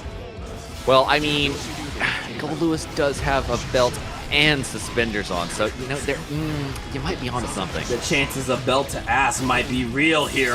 Holy mother of God, Magician Girl is locked in. The hollow purple shutting down the jump, but hold on, you couldn't do the second one, and we're out of mana here. That's not a paintball, Skipper, that's a real bullet. Owl purple out again. Oh my word, it's gonna kill. That was disgusting. Let's keep it going. Screamer out into Electro Cube with a quick overhead. And there it is. Once again, a little 2K 2D action with a quick recharge. Nice step back into another recharge. We got that pressure with the BRC, the overhead, and the recharge. Pressure upon pressure. I'm not blocking any of that, are you?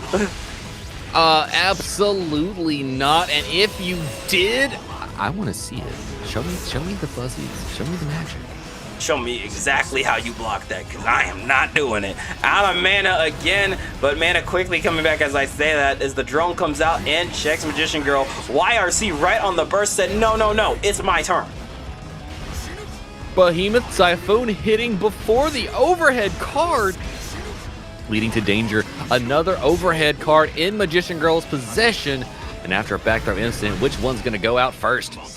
Now, let me tell you something right here. I'm looking at that cube of doom and despair. Your overhead's coming up from the ground. I ain't looking at that. I don't know what's coming. My God, that is some devious, evil, invisible screen clutter mix. Magician Girl is on the flow right now. Needs one more game to head on over to the Heavens Arena Finals. Well, I'm just saying, if you're fighting Magician Girl, you better be looking everywhere on the screen. That UI had better be hitting your eyeballs like you are the Punisher locked into a chair, like all over the screen. You gotta get your eyes moving. Absolutely. Here we are, Screamer out as we set up the cube again. More with the pickup and a quick recharge, but there's that jump out. Baits out the burst, and this is the red I am not. We all know and fear this is gonna be big. Are you down with the system?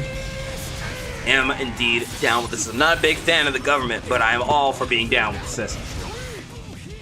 Look, I'm not saying those drones go after flock cameras, but I don't know where they were going. Oh my God! We got pickups here. We got jump punishes going for the cross-ups here. Red I am not turning up the heat, but there's Magician Girl with the 6P and the cube pickup. Keeping the combo going, but drops it with the 5K. Using those Temu cubes, just trying to keep that distance. Mana is almost back, but you cannot afford another hit. No security. Mana is back in action. But as soon as I say that, security comes running back in as well. Double overheads, but spent one, ran out of mana, and quick with the punishment was Red. I am not looking to get rid of this last little bit of health that Magician Girl is hanging on to. There's that jump in with the explosion again with the wall stick. It's time. Imaginary technique. Hollow purple hitting its mark. We got more hard knockdown and positive bonus here as we go for a quick recharge. The dash up close slash, a body on the other side, and we have a game 5 to kick off bracket top 8. Let's go! That's what I wanted to see, baby! Woo! Game 5s! Close sets! Ah! Woo! Baby, let's go! Woo-hoo! That's what it's all about. This has been an insane opening to top 8. Let's keep it going. Let's see some more violence. Only one can move on to winner's final, and the other must fight their way to the lower half through all of our other greedy contestants. We are trying for it. This could be huge for Magician Girl. Not only would this be a massive upset in the BXB history, but this would be huge for her just for the bracket run. You're guaranteed cash if you win this game here. BRC to the overhead launcher to the other side. Pick up. Will it be enough? Yes, it is. Good Lord. Red, I am not first one to set point. We've played these games before, but Magician Girl has too.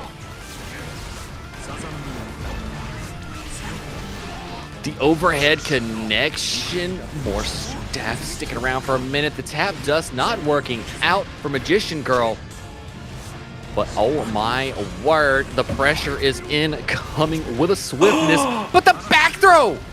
That was a clutch call out. Magician Girl has improved so much in this matchup because look at this commitment, look at this aggression. Another setup, bouncy ball cubes, watch this. Oh no. Oh yeah. Ding dong, your health bar might be gone here. YRC, get me out of here. Trying to wait it out, does not want to fight Gold without mana, and can you blame her? Absolutely not. A pixel in a dream was not enough. And we've got a final game, final round here. I heard y'all like close sets. I love close sets. Got the knockdown into the cube out. Little close slash into the screamer. Got the knockdown again. Big old cube with the tap dust into the book. One more time. No recharge. Just going for the wall break. And I think that's the move. Mana is almost back. You'll want that positive. Back dashing the overhead, but not the second one. Launcher's waiting out the burst. Another one gets a burst out at a spectacular time, but the life deficit here is monumental. Oh, this is a rough situation to be in. Screamer into Electro Cube and block the low, but that overhead's gonna cost you everything. 7 golden letters. Magician Girl with the upset is going to Heaven's Arena Finals over Red I Am Not. 3-2 win there. What a set. Amazing stuff to see, and can I say that I'm kind of amazed that Magician Girl was able to run that long in the match before negative penalty arose. I think it really just comes down to Magician Girl is still throwing hands constantly. She is still out here throwing Temu cubes. She is making sure she is doing something at all times. And I think that's what really helped her stay out of the real danger zone of getting negative penalty. It absolutely, and like you said, just as long as you keep something going on the screen, it kind of keeps that from racking up against you. Damn straight. All right, so for those of y'all watching, we are dealing with a few double, triple bracketers today. So we are gonna move over to Greed Island while Kappa finishes up his matches on the other brackets. But I hope you guys. That doesn't mean we're not gonna get something incredible. We're about to get Valiant versus Yokai. The Cribster versus Mukiki. Which, I don't know about you three, but hey, that's gonna be pretty high. Yeah, Leo versus Ram, but some of the best Leo Ram you're gonna see.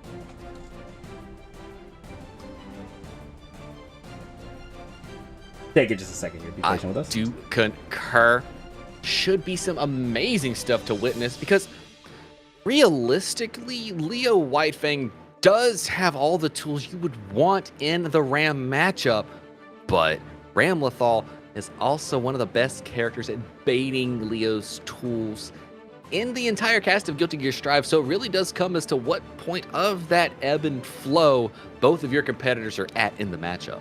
That's really what it is going to come down to. Of course, Kribby has this godlike neutral, really great at staying in a good mental headspace and just is really good at optimizing every hit. But you look at Mookie, who's also just insanely good at optimizing every hit. It really is just going to come down to who can get started first and who can keep the pace harder. Because I really do think some of these two players share some more similarities than one might think. Absolutely is the case, and we all know exactly what happens when Ramlethal throws sword. We're holding 3 mixes until we get out of the guard crush, unless you're a very clever player that found the options around it, be it through 6P, be it through guard point, flash kick, or amazing awareness on where to put that 2-frame button. Absolutely. We will be getting started with this match momentarily. We are just waiting on Mookie. Not sure where he's at, but hopefully he gets here soon. Oh, maybe might give him another ping in just a second. But while we're waiting here, friendly reminder, everybody, go claim those Matcherino codes. We still have 39 codes left. The prize pool currently stands at $152.75. We really appreciate any code being claimed, and we hope you're really enjoying Bracket 20. It's been an absolute pleasure and privilege to run 20 of these events throughout the Guilty Gear lifespan. Is glorious, and we are hyped to keep bringing you more Guilty Gear Strive action. Who knows what other action is going to be coming at you from the Dank Gang the near future. Hey, we got 2 new games, very hot, coming out with Marvel Tokon and Avatar Legends. I'll tell you, I've spent some time on Avatar 3, spent some time on Tokon, and we both think those games are mighty good times. So do keep an eye open for any events with those 2 games.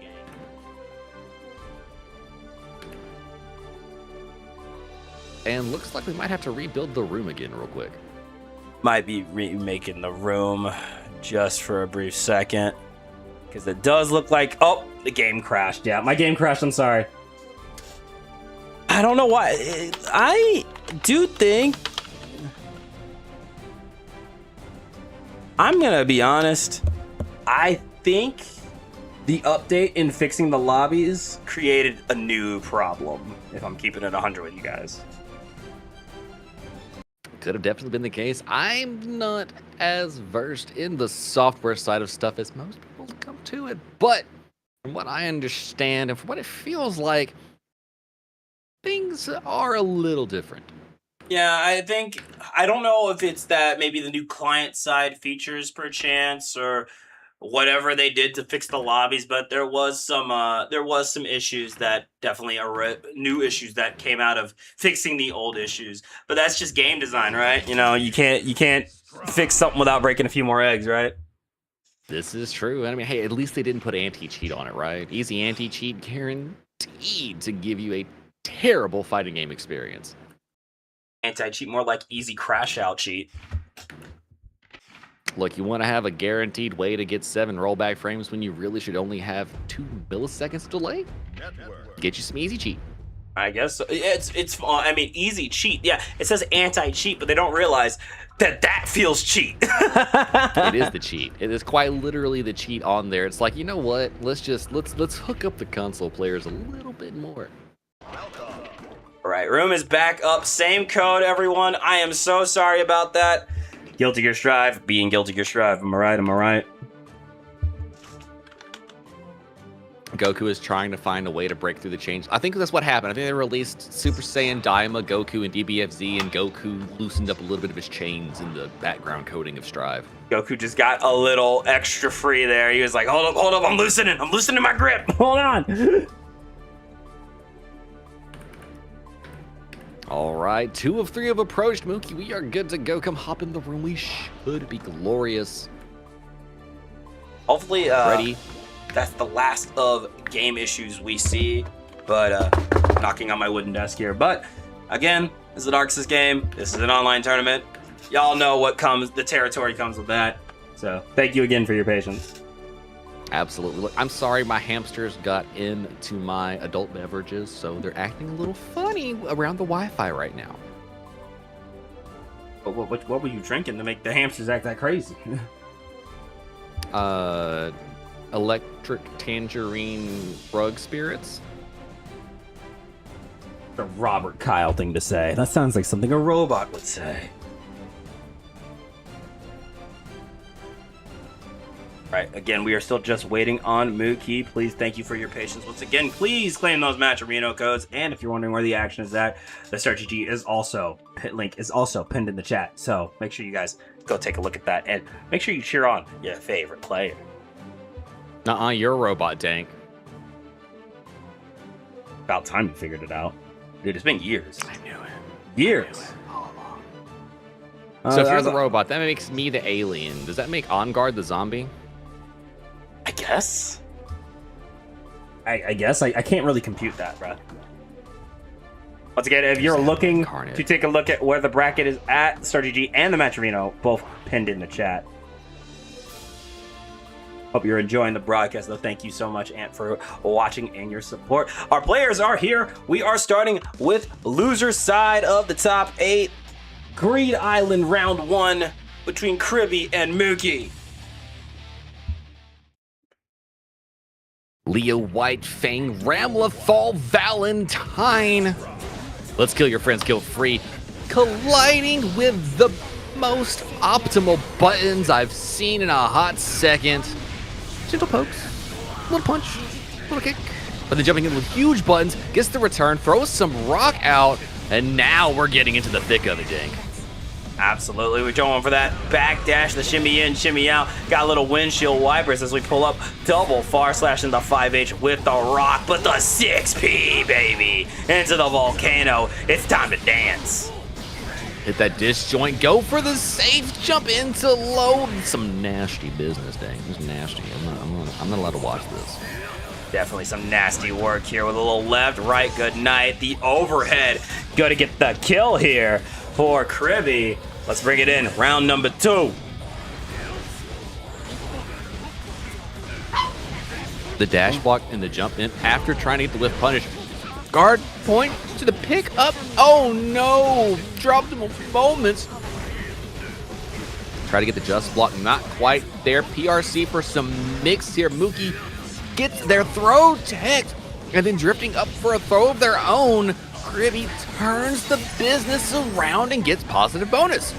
Once again with the jump out, but caught on the 6P. Mookie caught slipping, but I like these walkbacks. We're just trying to wait it out, but we might have waited a little too long because that crossover into the volcano is going to secure Kribby game number 1. And I saw the vision there from Mookie. They were trying to push buttons safely, but Kribby put that berserker mentality, started feeding disjoints to the opponent until they couldn't hold anymore. Crazy stuff. Let's get into game 2. No time to waste. More violence on the screen. I've been loving what I've been seeing for these two. Let's keep it going. More hype stuff right here at Bracket number 20. Tick, throw. Now we go for the overhead. Golden burst from Mookie. Fireworks from everyone. There it is, the Rekka coming in with the 2S, 5H into the sword toss, another overhead into the RC pickup. We are making up for a lost round here. Mookie is turning up the gas. Cross up into back turn K. Does not interact with Mortabato exactly like Kribby wants to, but flash kick through sword toss is what they were looking for. Look at that, the cross up into the Rekka. Oh my god, you were so close, but you still got the windshield wiper. I wanted to kind of see what that confirm was about to be. I think that could have killed. I mean, 2 more touches might have been enough, but that scaling was so rough. Tick, throw, going in for more mix. The 2K, 5K, Eisenstorm loop, not gonna go for Oki on the opposite side. Gives Mookie a chance to get wall break and some positive bonus. There it is. Once again, let's roll it in. Meter is coming in. Got the Rekka pickup, and yo, that is a final flash. The swords are back in business. Good night, Irene. No chance there. Mookie getting game 1 in a very violent fashion. Yeah, we are tied up 1 apiece. The evenness of the sets since we started top 8 has been real. I am loving what we're seeing here. Let's see what happens when we get into game number 3. Again, these players wasting no time. We are ready to scrap. And I mean, that's when you see the hypeness of it. We are in top 8, as close as it gets 2 games, no washes. Beautiful stuff. Oh. Nice, and there it is. The sword slam down one more time. We're hanging back, trying for it with the jump around, but there it is, the back throw. Look out. The 2K5K baits out the burst while stuck, and that is how you do mental damage to the opponent. Damn right. Throwing up the sword again. The jump around with the pickup into the 6H and the windshield wipers and the 5H to break the wall. The conversion ability of Mookie needs to be studied here. Ooh. Not going to do any damage here. No punishment to be had, but an amazing whiff punish there from Kribby towards the wall, and the extension OTG for the stick into the win. Oh, it's been so back and forth tonight, but there's the burst. A little Abare doesn't get the pickup that we wanted there, but it's all gravy. We're back in neutral. Kribby trying to wait it out, waiting for an approach from Mookie, and this is going to do numbers right here. Dash up into the throw, overhead, connects straight in to the can opener. Super hard knockdown, positive bonus, but you've got to bait out the deflect shield. And with that swift turnaround, Kribby gonna go up 2-1 in the set. Sheesh, my lord. Kribby clutching it up, but the way this set has been going, the way these two adapt in any set, and especially over each other, I wouldn't be shocked if we get another game 5 on the board. Absolutely would not surprise me in the least bit. It has been a tit for tat, you do yours, I do mine type of affair since it started. Yeah, and that's really the type of set you want to see. We're taking a second here, Mookie, taking a breath, taking a beat, maybe drinking some water, thinking about what worked and what didn't in those last couple games. And you got to wonder, what is the game plan going into this? I go disconnect Kribby's LAN cable, kick the Wi-Fi bucket, stick it in some water, put it in the microwave, call it a day. Might be the vibe type beat. Pick chip, throw my controller in the dryer, say I'm winning. Taking a brief second here. I'm just kidding, Chip fans. I'm just kidding. I know y'all are trying out there. You're definitely, I know Chip fans. I'm just picking. I'm just playing. All right, we're back on the kiosk. Are we going to see a character switch? No, just giving ourselves 30 seconds, which, again, viable strat, especially with how fast these two have been playing. This has been a very hot and heavy set. You got to stop. You got to breathe. You got to think about it. As they say, reflect. Oh, slamming it down. Oh, good flash. Eisenstormman getting big buttons on the screen here. Mookie using rock. The dash blocks here from Kribby, trying to find a safe way to approach Ramlethal Valentine, because once you do, unless Ram has 50 meter, she is hard pressed on defense. There's the throw. Little backflip for good measure. Doesn't hit the mark though. Projectile out, but barely hitting.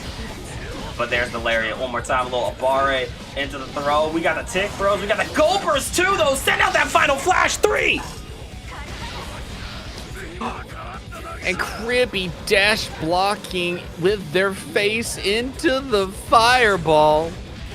I understand. Needed to exfoliate. That's how Leo shaves. You know, that tracks. Leo's facial hair is too strong.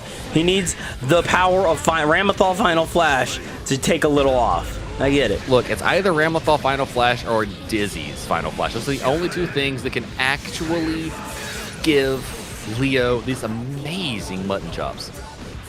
Oh, but there it is. YRC get it off of me. Throwing out the sword into the cross-up. Nice pickup. Rekka into no wall stick, but a corner carry. That's some nasty stuff here from Mookie. Run up for the throw. Flash kick from Kribby going to work. And oh my gosh, the hands of Ramlethal gets the burst bait as well. Oh, okay. We'll see you in final game, fam. Oh, you put some stank on that mortar bottle. You mean to tell me there weren't no BO lines? The second that hand raised up, I could feel the nastiness on that mortar. Well, I saw that was straight out of Dragon Ball. You know the fight. That's all I saw, just the funk upon the hand. Yeah, that was the actual thunderclap Mortabato. I do. Woo, woo, that one had some feeling behind it. God damn. That reminded me of the meme where it's just Mortabato and it's all the hands on there.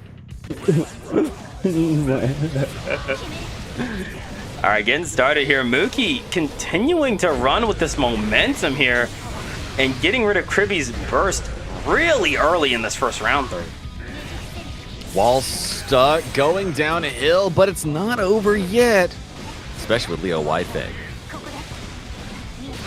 Oh, trying to go for the 2K there, but it trades with the overhead flip. There's the tap dust, more pressure here, but great patience from Kribby. However, patience isn't going to be enough.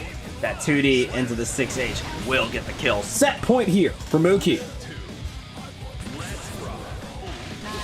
The run up throw, sang it with the chest, the back dash from Kribby, trying to get out of the ram pressure, but it is suffocating. Oh, and the back throw, flip into overhead, and a bait while we're at it. Shang Tsung, is that you? Give me that wall breaking, give me that positive. The double dash jump gets clipped with a standing punch. Oh no, Rocks interrupts the fireball, but 2K 2D after the cross up. The low into the launcher, 100-meter tap dust. We're going to a final game, final round. Oh my god, this has been bananas. Hanging back one more time. Good IBs as we micro dash our way in. However, Mookie still fighting out this one. Oh my god. Yes, my jaw dropped with the air throw, the spacing, the overhead block. We are using this for the plus frames. The mix keeps mixing. Back into the lion's den we go. Left, right, good night. No one knows where he'll be next. In the bait out. Wow. Kribby gonna be moving on in Greed Island. 3-2 over Mookie. That was a baller set. My god. That is the kind of set that they speak about in Legends.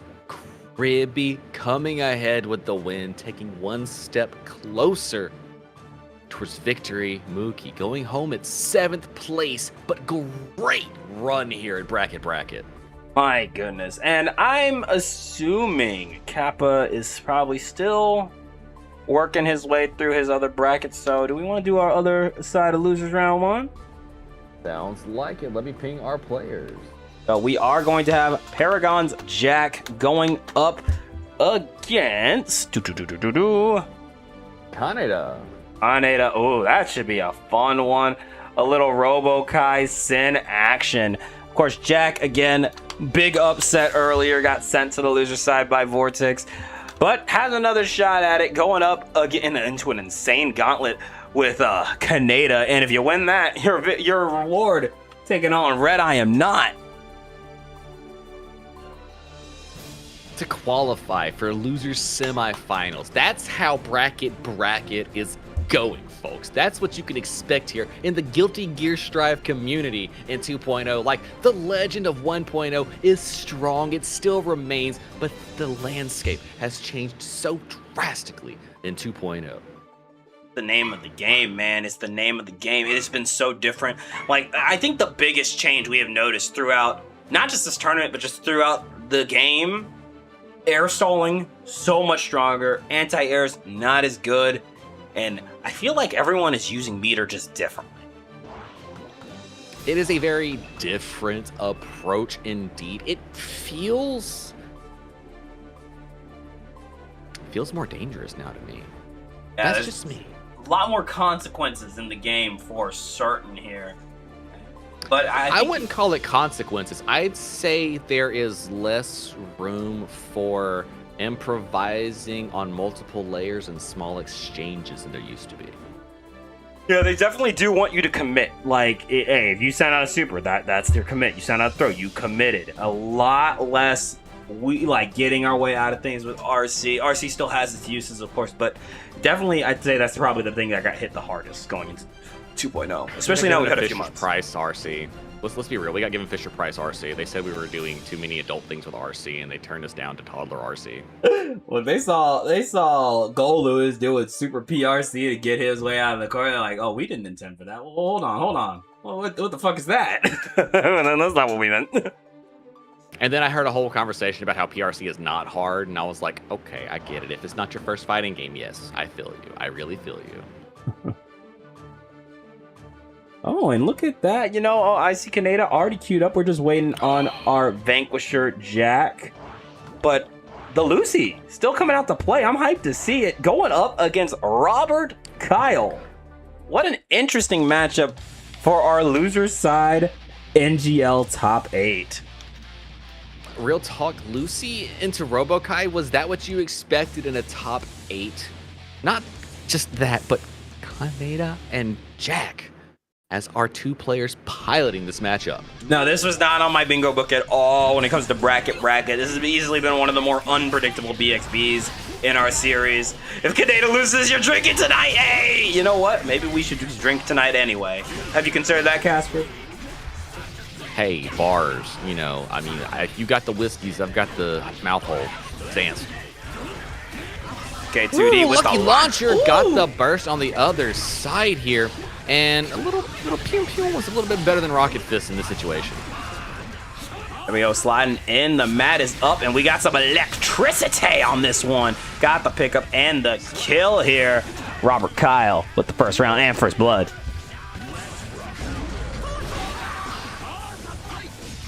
The low hits, and Jack knew that was going to be a wall break and positive bonus. Spent the burst. Very smart options. There it is, segue roll in, a little 2H with the pickup into the JS as we roll in, a little sword swiper into a wall break off the segue. Jack absolutely rolling and controlling that momentum as we go for the throw. The 2 dust into Lucky Launcher.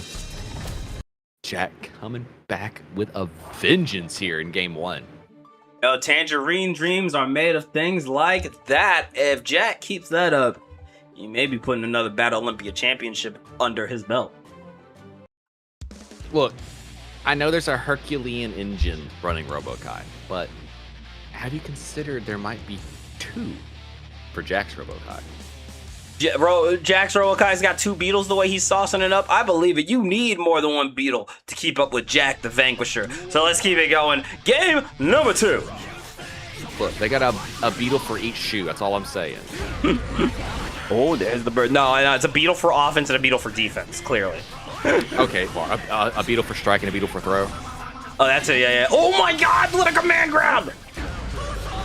Burst using the level 3 rocket punch straight to the conversions. Oh my gosh. Sweet mother of confirmed. Y'all, if you're looking for that Robokai combo guide, just watch Jack play. That's all you need, bud.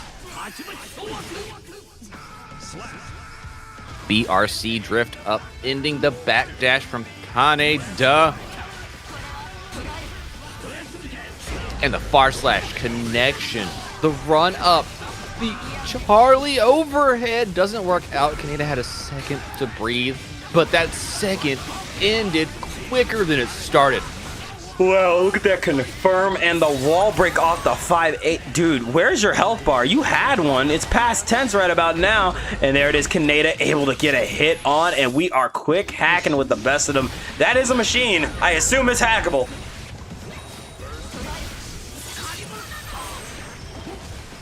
Hack is stuck an apple in there. I see what happens. Oh, the PRC to the low Lucky Launcher. No command grab. Kaneda was prepared. Got the backdash. Oh, amazing. Just blocks immediate punish into the throw. Tried to empty jump into the backdash to call out the throw, but Kaneda did not take the bite.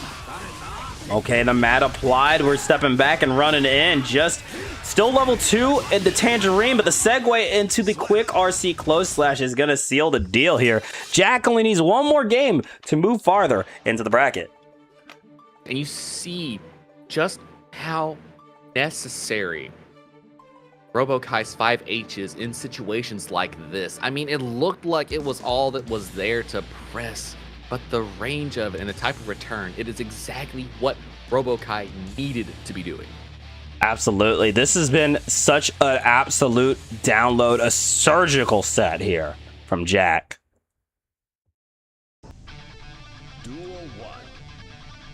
Let's go. Okay. Round start on the trade. The 2S from Kaneda gets Jack to burst. The Charlie overhead burst off Kaneda's side. You know what that means, Dang. Everything's gonna hurt. Absolutely, every last hit is gonna feel, you're gonna feel the pain. But there we are, a little 5H into the segue. I like the 2H quickly into the cancel. Look at this pickup off of the boyoing. And there you are, wall break at the positive. Almost 100 meter for Kaneda, but man, we are bleeding out here. Holy. 2H connects straight into confirms.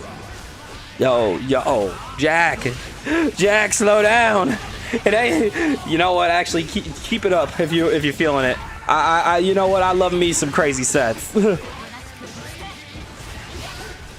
dash cancel into Lucy, staggers.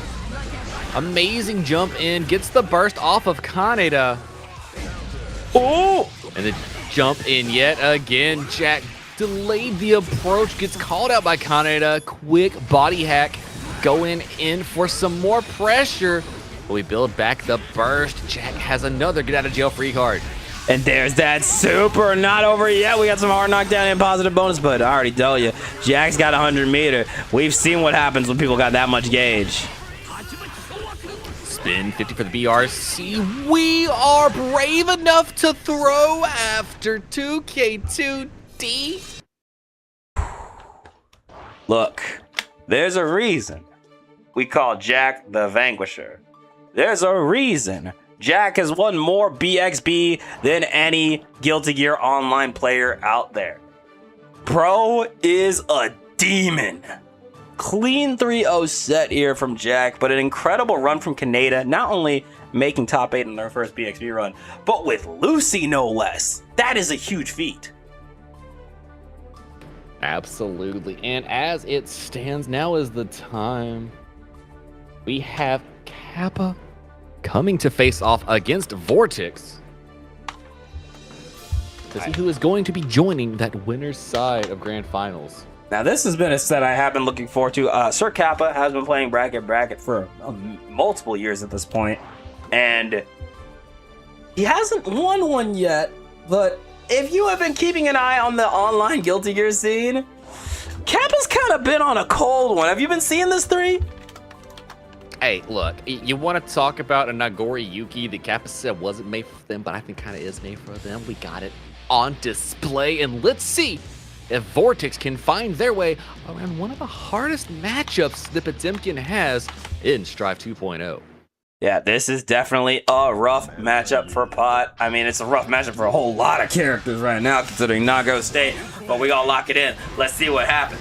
Starting off a little auto combo. Great IB here from Vortex, but you know that chip damage is gonna start playing in effect here. Try to hit the just block, working their way in. Fukio into the 2-6H here of Kappa. Vortex is trying to smartly jump their way out, put an air throw incident, gonna turn the tables immediately. That guillotine came down quick, fast, and in a hurry, but we caught the backdash.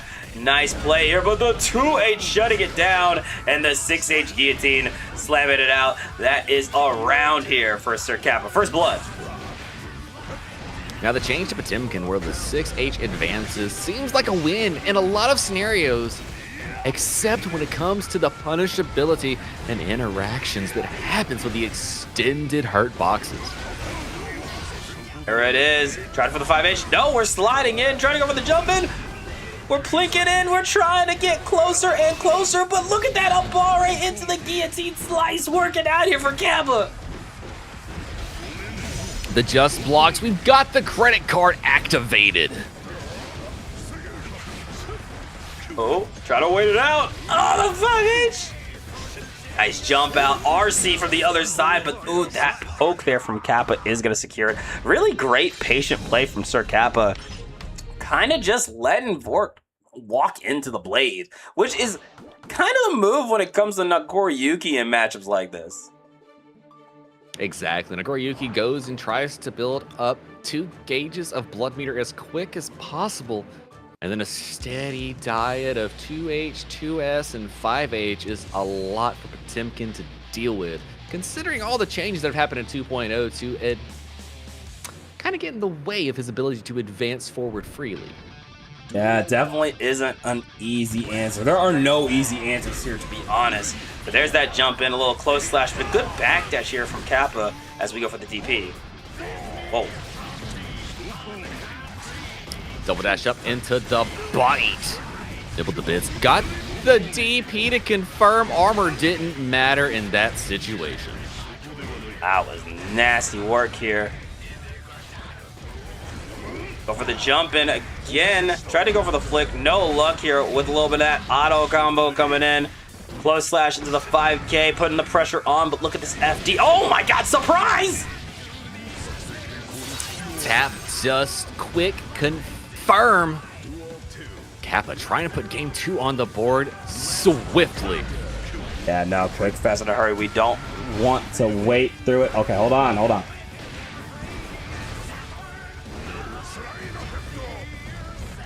Way to get out here. Look at this patient game here. Nobody wants to take the step. 3, is that the footsie they're talking about? They built up the gauge, and that was going to be enough to kill. Definitely a smart place to burst there if you were Vortex. Oh, scooped up like French vanilla. That is a Potemkin buster off the RC. Tried to bait out the burst, but we got the knockdown and the burst coming in late. But no 2H for you today. A little Garuda impact into the JD, but look at that 6B from the other side. The +6 comes out to play. The Hammerfall in, gets the touch, goes for the cheeky confirm, gets extension, not enough for the heat knuckle. No heat tackle for Oki, has to block the 2H, goes for the punish, doesn't get it, is spaced out. The shimmy after Fukio gets the game. Kappa now up 2-0 in this set. Dominant showing here. Again, just so comfortable against the Potemkin matchup. And you can tell Vor is really trying to find his flow, but it just feels like Kappa has so many answers here.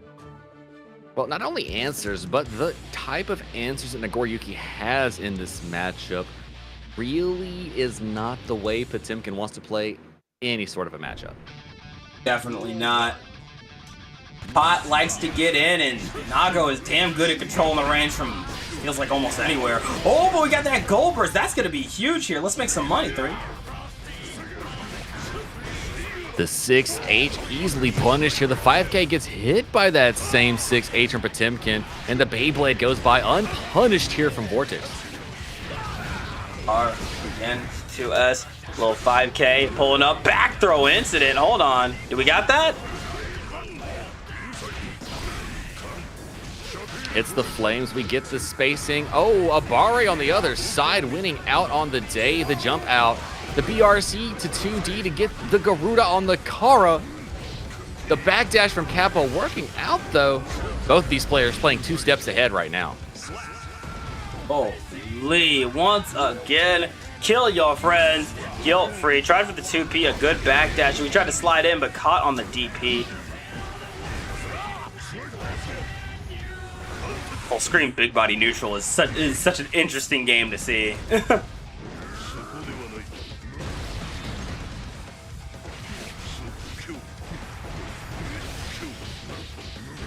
Nice. There's the trade, a little Garuda impact on the guard crush as we slide in. Can we get that hit? Yes, we did. A little Garuda sliding in again. Trying to go with a frame kill into Potemkin Buster, but Kappa was ready to mash right out. Look at these pokes. The trade out to the other side, the 5K into the meaty flick. Try to hit Garuda PRC, waiting out options, gets the Buster, and that's a round on the board for Vortex. Lord have mercy. Vortex putting a chink in the armor of Kappa's defense. But can we keep it up? Sensing credit cards approaching, not quite. 6HS from Vortex throws the JS, but Kappa ready with an easy 5P punish since Nagoriyuki's buttons play into Potemkin's in such a favorable fashion. Ain't that the truth? Going for the guillotine slice, but there is that burst. Vortex trying to slide in, but I like the Abare out with the 6P. That confirms, but is it gonna be enough to kill? That will. Oh yeah, that is more than enough. Oh! Was any day of the week, and for the disrespect, use the burst for the kill. Insane stuff. Sir Kappa putting the mask back on because nobody cared who I was till I put on the mask. Getting the 3-0 and heading over to Heaven's Arena Finals to take on Magician Girl. Whew. Wow. Crazy stuff there, 3. Wouldn't you agree? I concur. I mean, as a Potemkin main, I'm not surprised. You're asking Potemkin to do pretty much the impossible, but you do the best you can and you keep the victories moving. Kappa going towards the top to face against the Magician Girl, which I feel like that is going to be a very interesting matchup to see in the future. Yeah, really, really good stuff here so far from everyone here. Oh my, I think it's that time. I think it is that time. Is it that time, Dank? It is that time. Are we heading back over to the loser side? I think I am, and that means that it is time for a match that you probably at home were not expecting to see at this point of the tournament. We are going to see Red I Am Not facing off against Jack to see who is going home at 5th place in our tournament and who is going to try and keep their tournament hopes alive here at Bracket Bracket. This is a shocker, to say the least. I did not expect to see this match this early in bracket. Did we stop having Drac Red I'm Not in losers quarters? Do you want it in grands again? You gotta get it somewhere. Look, I am not the person that writes the fates. I just tell you what they are, okay? Look, clearly the Strive Gods' favorite matchup is Jack versus Red. Who are we to deny them this event, huh? Who are we to deny them this canon event? I couldn't do it. Not me.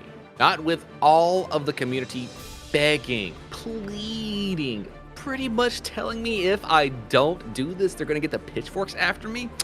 I just have to do what needs to be done. We're just following what the rules are here. Red I Am Not already sitting at the kiosk. We are just waiting here on Jack. And friendly reminder, everybody, make sure you claim those Matcherino codes. Matcherino link pinned in the chat, as well as the Start GG if you're looking to keep up on the action. And hey, big shout outs to our TOs, specifically Morami, still putting in the codes, putting in the scores. I appreciate you, and big shout outs to On Guard as well. Thank you for your help behind the scenes. And hey, make sure you guys give some love to our head TO, I less than 3 FGC. You guys, without you guys, this BXB wouldn't be a thing. Why, thank you, fam. I mean, you know, we're just TOing. It's all that we can do about it. But really, it's about the players out here. Ain't that the truth? You know, there is no bracket, there is no FGC without the people who want to press buttons and do things. So keep on signing up for those brackets, support your locals, and sign up for onlines. We always appreciate it. It's all about making a community where everyone feels welcome, y'all. They're just taking a second here. And, sorry about that, y'all. Are you good? Yes. There was just some stuff going on. I had to make sure everything was all right.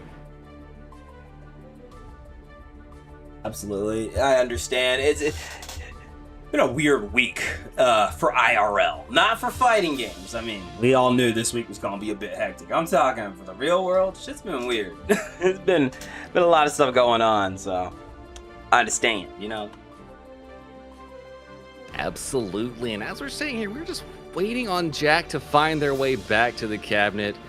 They might even be in here right now, and I just can't see them. I see 4 people. Maybe Kappa's just chilling up there. We're still waiting on Jack. No rush. Right. We are just chilling here, giving them a quick second. This, again, has been an incredible bracket. So hard so far. I hope you guys have been enjoying the show. Again, please claim those codes. And if you're curious to see who is where in the bracket, make sure to click the Start GG link pinned in the chat as well. You need to grab the drink 3, hold the fort down for me for just a second. Hydration check. If you haven't gotten it yet, go right ahead. Because now is the time and the place. Like Dank was saying, go ahead and hit those Matcherino codes. If you haven't gotten into the Dank Gang Discord, go ahead and hop in there too to see all of the hype stuff going down with the Dank Gang. As we were mentioning, we have not only Guilty Gear Strive popping off, but with Avatar, And with Marvel Tokon coming around the corner, you know things around the fighting game universe are about to become spectacularly exciting. And there's no better place than here and no better time than now to get involved with a community of like-minded individuals. And with this, Jack has approached the cabinet. We have Red I Am Not, Jack the Vanquisher, Gold Lewis versus Robokai to determine who is going to go home in 5th place today at bracket number 20. I'm sorry, Rack. I gotta show up for my community. Y'all deserve it. If y'all gonna be out here showing us this beautiful gameplay, I gotta show up for y'all, right?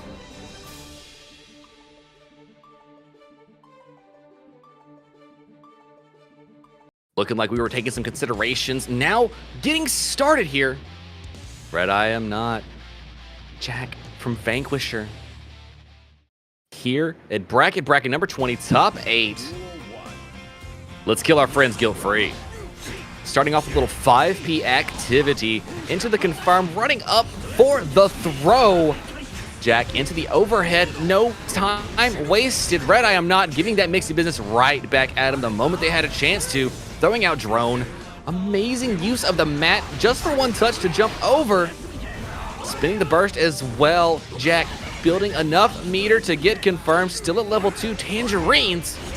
Just blocks him. Red I Am Not gives him their turn back, but the shimmy out, shimmy in 5P, forcing the burst off of Red I Am Not, who throws out down with the system from a distance preemptively. Thought they could see into the future, but the observation hockey was mistaken. Damn, I've seen a lot of call-outs in my day, but using that jump out and calling out the super, that is some devious work there, Jack, with that first blood here. But here we go with the pickup into the jump in. Pressure upon pressure, chip damage on chip damage. Trying to get that open up, but look at that. Expertly timed JP. Jack is rolling back in, Segway style, and also hanging back with the, oh my god, the carousel right back into the JH. Jack has really gotten good at maneuvering with Robokai. My goodness. Look, after witnessing that, I'm gonna have to call that hit the magical Pleurodon. That's the only thing I can think of when I see something like that happen off of a unicorn. That was bananas. Going for the close slash into the jump in again, a little 2K action. Nice check on the jump out, trying to bait that burst out with these safe normals, but Red waiting to the last second, and you know he's about to hit that sky beam. Mixed with the best of a Mammalia Chunkus style on the screen. Trying to get the trade. What a 6P. A little stubbly button there of Robokai's, but working out exactly where Jack needed it to at that moment in time. Really, really great start out here for Jack. Seems to be in control, seems to be very comfortable. Again, this is one of Jack's most played opponents without fail, so I can definitely, you can definitely see the comfort here. I think these two competitors, have they crossed the 10,000 games played against each other mark? I would not be surprised. I was watching CNS this week, and I'm pretty sure CD Mangaka was saying there's like what, 130 something sets played with each other in tournament, something along those lines. Most of those wins going to Jack. Don't quote me, I could be a little off my math. Well, that's just that tournament as well. Ooh, the check on the approach, using the 6K here, and really nobody else uses 6K on Robokai like Jack is. Our little guard crush went for that jump in, though. More pressure on the guard crush, got the overhead and the OTG hit to get the kill. Insane play here from Jack, or from Red Eye, I'm sorry. Ugh. The Behemoth, oh my gosh. The double dose of overhead madness works on anyone. Oh, but there's that 5H from Jack one more time with the coffin swing from Red. And there we are, a little Behemoth Typhoon, a little extra guard crush. Trying to take out all the gauge here, but what a back throw! Okay, real talk. Was that deflect shield in the air so the landing recovery was short enough for back throw to work? I believe so. Really demonic play here from Jack. Setting up a mat, 2H into the JS, quick cancel. Another one, block my fucked up overhead. One more time with the RC on the 2P. Nah, bruh. This is crazy. Absolutely surgical dissection here. 5H rolling in with the segue off the red RC, and there's that JS. One more time with the slide in. Another one, another one, another one. Oh my For the God. round. Said it's only a matter of time for Jack terrorizes brackets with this Robert Kyle. So what are we seeing right now then? What's this? Yoshi, hate to break it to you, but the time is now. It's up, or the field was up. Didn't get a lot of electricity out of it, but that is all gravy, baby. Going for that jump out and taking minimal chip damage here. Great spatial awareness. Yoshi, I hate to remind you, but remember, Jack defeated Jack earlier. The overhead, not quite enough to connect the run up throw, though. And this conversion straight into the wall break. Behemoth Typhoon, what a 2S. Oh, yes. There we are. The BRC into the overhead. That unicorn putting in work, dang. That unicorn has been working overtime.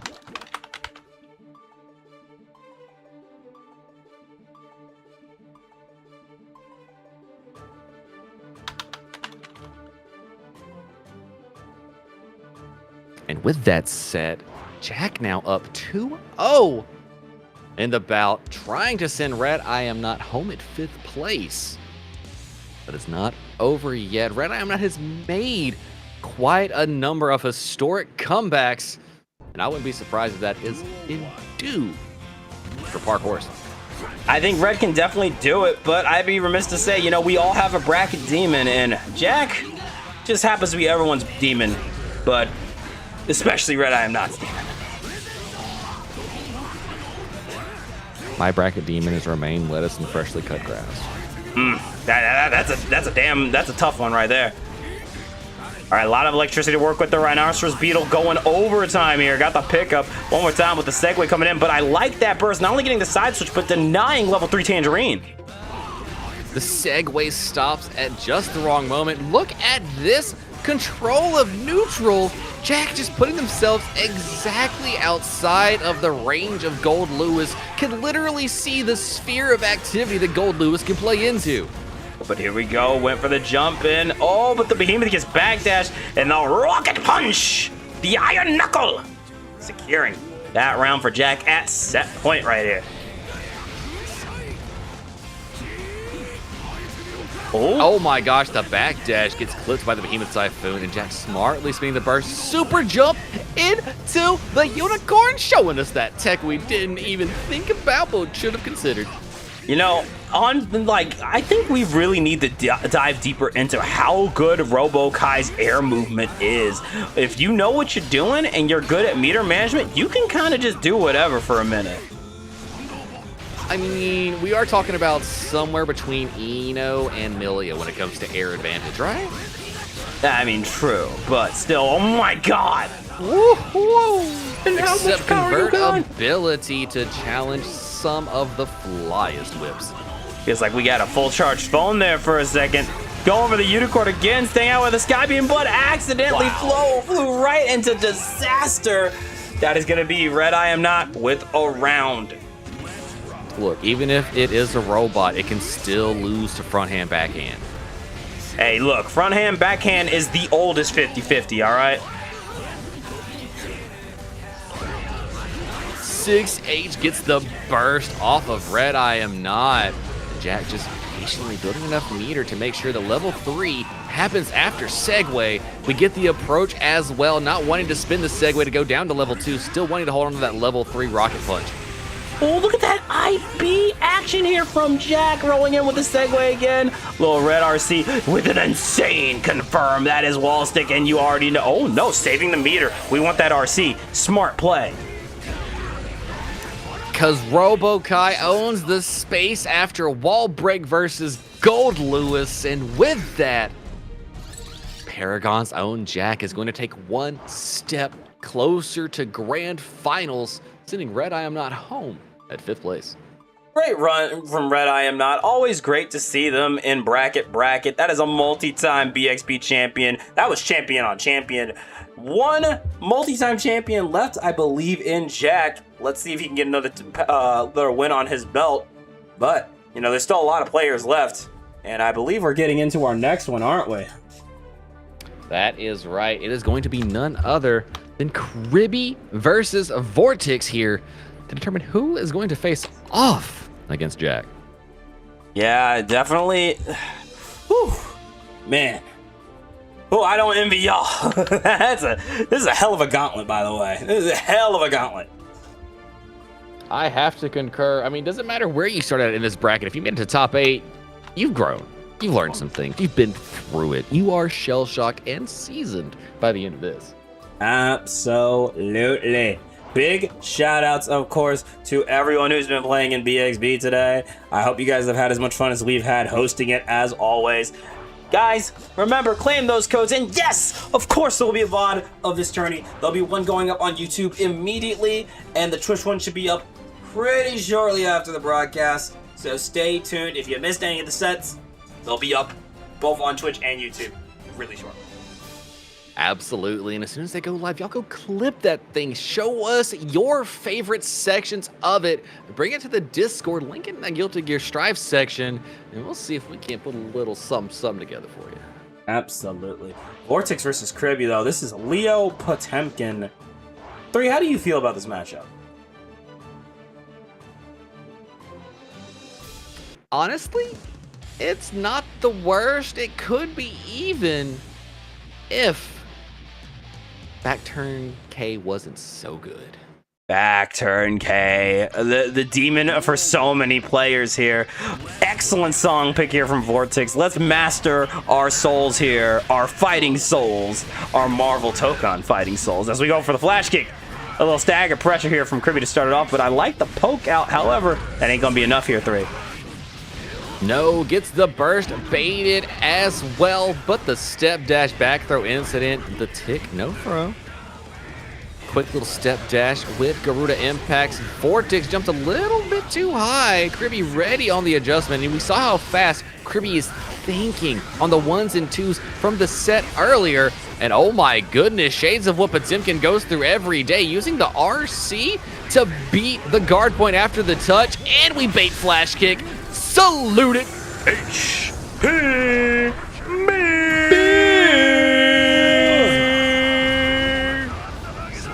Big damage there. What a round to start it off for Vortex, securing first blood over Kribby. How deep will the run go for Moth's own? We shall see as we pull up with that lariat, but there's that knockdown. A little Garuda impact. 2K2D as we go for another one through the run through.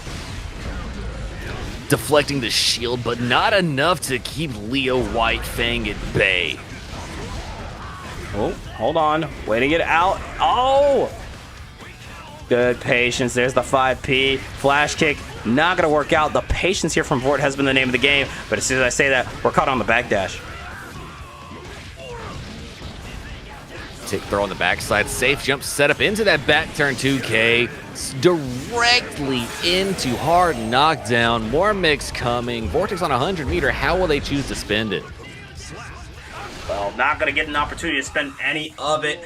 That meter does not go into the next round. We're just got to hold that one. But here we go. Round 3. Big punish. Holy free holies.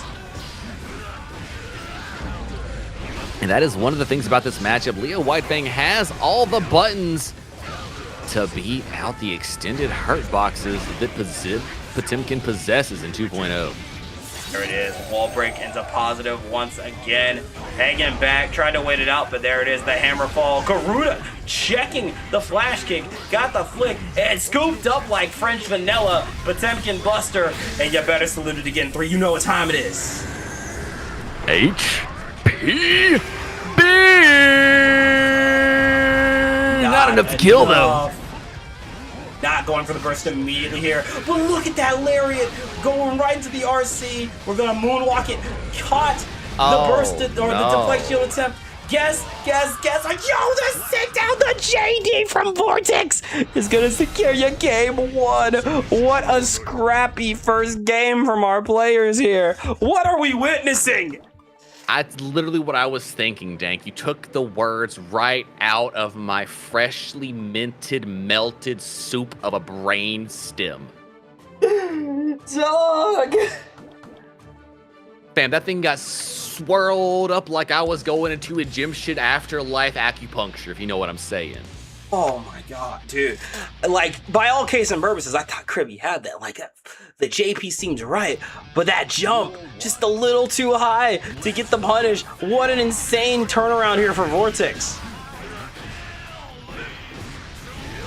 Kribby trying to fight their way in, gets the toss. Overhead connects. Vortex put through the wall.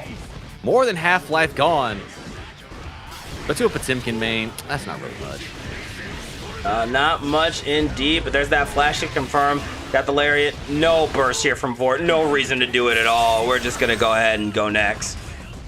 There was something to be said earlier when we were saying that if you want to beat Potemkin, Potemkin should never play the game. And as you witnessed there, it is the actual solution. Yep, there ain't no way to win like just not letting your opponent play. That is the vibe. I.e. the life of a grappler. You want to have the most unfun time when you lose? Oh, buddy. Of a double, oh my god, these double back turn jumps adding a whole new layer to the mix as we send out the can opener super and get us a little hard knockdown and positive bonus as we roll in the 5P. Got the close slash pickup. Volcano again. You are dead to rights. What an insane return to form here from Kribby. Said no, you're not getting another one from me. My word, yo, the shimmy in those boots like that, though. I did not know that was how they walk. Whew. I mean, dude, after the flex shield call out, I expect to see anything from these two.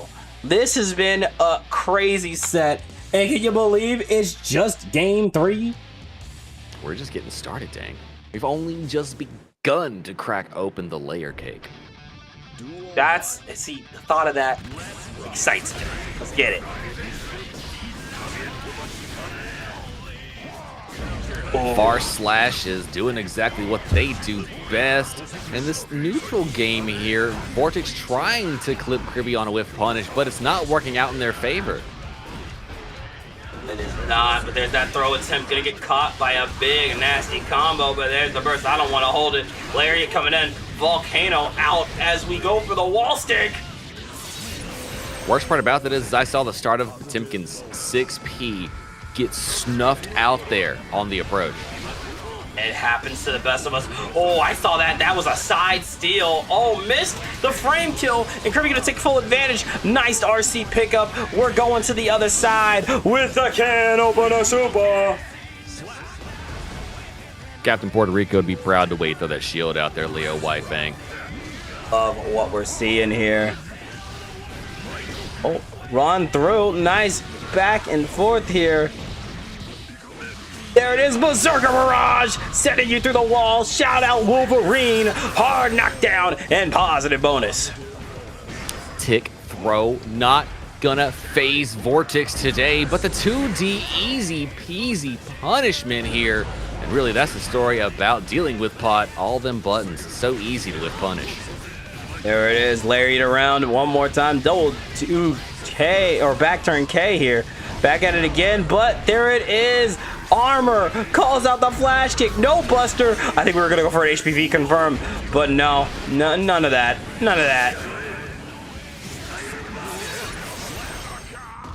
And Potemkin's toes, the size of Wisconsin, easy confirm there for Kribby, getting the wall break and game number 2 on their side. 2-1 lead here for Kribby. Needs one more game to send Vortex home at 5th and move closer and closer to potentially winning some money tonight. But you still gotta get through Jack. Jack is the elephant in the room, the man waiting in the wings to take on whoever wins this set.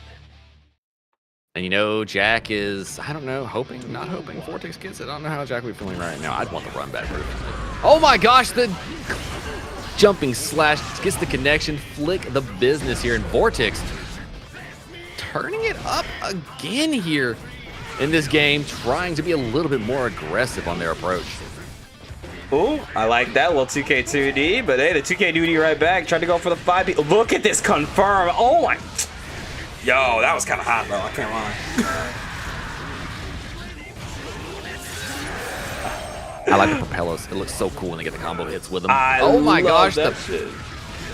the backdash gets called out. And Vortex just looking for any way to get off the wall. Gold Burst is gonna do it.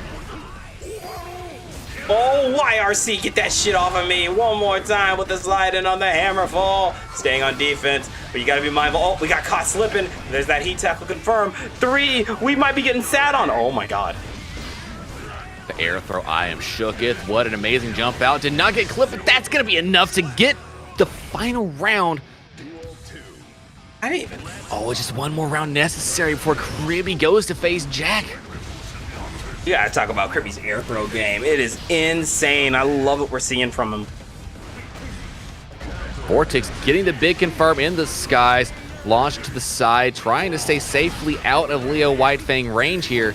Getting a little close to danger. Flash kick occurs. There it is, the run through. Trying for to get another run through. Get ready to guess. Great deflect shield here from Vortex though, but misses the slide head. Eisenstorm hits, close slash. The guard point crossed up. Vortex put in the blender, using the YRC to get off of the Mixie business. The 2D does not get the confirm. Crossed up, had to hold it, and now opened up yet again. Not going to kill, but up against the wall. How are they going to block out? Oh my God, back turn Leo, such a terrifying thing to deal with when you're pressed up against the corner, especially when your opponent's at that point, and there's that tap dust into the 2H, sending Vortex home at 5th place. But I do believe this might be Vortex's best run, so really good stuff for them. And Kribby heading on over to Greed Island semifinals, the last fight in Greed Island before we start our Hunter exam. What a great set there between those two. Amazing stuff. You love to see it. Kribby getting the comeback, the turnaround, and the win. And Vortex tells me in the background that Leo might be a little kryptonite. I think they're going to go to the lab and come back with a quick vengeance next time. But Dank, I think this means that we get to go back to the upper half of our bracket and figure out exactly who is going to be sitting in grand finals on winner's side. Dog, I am so excited. I've been looking forward to seeing this run back ever since I calmed the Paragon top 4 the other day. It is Magician Girl against Sir Kappa. Nago versus Asuka. Dog, I am so ready. This is going to be hype. I want to see how Nagoriyuki deals with Asuka in this variation. That's what really has me interested, because both of these characters really, they live and die by meter management. This is going to be a set where the person who falls off their meter management first is going to feel the pain. So it really just comes down to whose nerves are more shot, who's more fried here, who has the focus, who's willing to clutch up and lock in. Well, you say that, Dink, but it's almost more of a situation to where they're so very close, but also Asuka's gameplay, you kind of want to get to the pop point that Nago would reach, while Nago is basically playing an edging game there. Asuka's trying to blast through and then get to it again, like hit the repeat on it over and over again. Nago, not wanting to go all the way, just as close as you get. I think Before that's pretty. finally exploding with a climax and getting maximum return. I think it's pretty indicative of what we've seen from Magician Girl from these past few games that we've seen her play, where it really is, all right, I burn out, but the sooner I burn out, the sooner I can get my mana back. And truth be told, that mana gauge doesn't take long to refill when you're in the ring against Asuka. That doesn't feel like a really long time where she's without mana.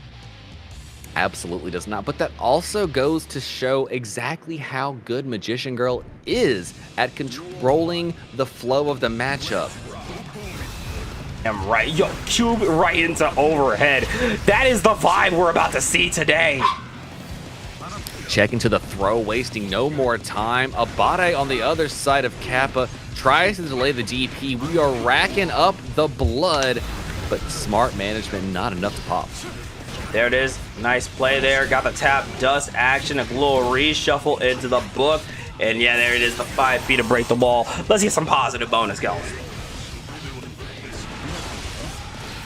Frozen Nagoriyuki. Something Snowfield, something. YRC on the other side though, and the skipping. Oh my God! Jumped over and look at that life just vanish. Oh my God! Yo, someone cut the feeds. We can't put gore on Twitch. Fam, I haven't seen slicing like that since the French Revolution. Oh my God. Dude, holy shit. But you know what? We might have some violence right back here. Magician Girl. Going for the 2D into the tap dust. A little recharge, and we are back in business. The mana is back. We got some cubes. We got some circles. And we got some vines to throw at you. Guess. Back throw incident after the just block. Amazing stuff here. And Kappa smartly getting their own Fukio back after seeing it just walk, did not want to give the opportunity to turn it around again. Credit card called out though. They are going to be one touch away from popping, slowly losing the blood gauge, but cranked up for range. 7 cards left in the deck, blocks the 2H, and wow, what confidence going for the JS in a situation like that. Also, welcome to Kensei. The Match Reno and Star GG links are pinned in the chat, so go ahead and give those a click. And to everyone, please claim those codes. We're in top 4. Our players deserve more payout. Make sure you're claiming those codes. It's just a couple of clicks, a couple of moments. You get to help pay our competitors for putting on this hype show. Hollow purple there with that hard knockdown and positive bonus. We are scrapping and scrambling one more time. Temu Cube pulling its weight here. We're staying on that FT. We're keeping the distance, and mana is back in business. The 5H, the dust on the way down, trying to delay it, colliding in the skies here. The Magician Girl using Screamer, hits the dust, gets the confirm. I don't think it's going to be enough to kill because the mana gauge was not quite there. No, definitely not. Oh my God, the DP. Gold Burst baited out one more time. The Klarna account is active here, 3. Up, we just got the charge and the pop on the other side. Back throw incident, gonna give Magician Girl game 1. And this right here tells you what we're gonna see. We already were mentioning it before the set started, 3. This war of attrition. This you pop first, no you pop first. But as you stated, it's a way less of a consequence if Magician Girl decides I'm gonna run out of mana compared to Kappa here. Is exactly the case, and Kappa did get the touch after the credit install, but the amazing neutral control there of Magician Girl guaranteed the pop by not allowing Kappa to get any of that blood return back off of their normals. Wait, Kappa plays Hakumen? Honestly, I'd be a little, thrown off if he played anyone else. That is such a Kappa character. Would Kappa play Hakumen or Susano? Be real. Be real with me. No, he play Hakumen. Think about it. Oh I my mean, God. yeah, but Susano's got the one in the air, you know what I'm saying? You know what I'm saying. Looks like 2H. Yeah, but the Susano have the cool samurai sword. Okay, you're right. Ooh, launcher, hit the restack. Oh, that's a wall stick incident. Straight into hollow purple. Gojo be so proud of you. Oh my God. Oh my God, the pick up into the lava cubes here for Magician Girl, securing another round. We're trying to take the lead here. The game 3 tie, well, the 1-1 tie is such an important set when it comes to these tournament games. Who takes that momentum? Who is the first one to get close to the goal? The tap dust trying to do it yet again. Brought the close slash into K2D. Wall break with a mid. Hit him with the knowledge jet. You know, and we saw Magician Girl take a second there, and at first I thought, oh, are we burst baiting? But no, that wasn't a burst bait. That was a let me wait and get my mana back before I break the wall. I'm not trying to return to neutral without any magic. The YRC on the other side. The mana has popped. The sound of sadness has occurred. And now Magician Girl 100% on defense. Now back to playing a little bit of 70-30 offense and defense. Tubes are out one more time with the 60. Oh, mana no. broken. Ding dong, your health might be gone. Good YRC here. Mana is back in business, but you still do not want to take a hit from Blood Level 2, Nagoriyuki. And with the overhead after dribble cubes, Magician Girl gonna extend the lead 2-1 here over Sir Kappa. I'm sorry. Wait. I let the score off. Hold on. I'm making sure I've got this right. I'm sorry. I had a brief moment there. It's 2-1. Yeah, it's 2-1. My bad. I'm sorry. 2-1? Thought so. I think it's 2-1. I might have missed the score there, but I'll double check in a second.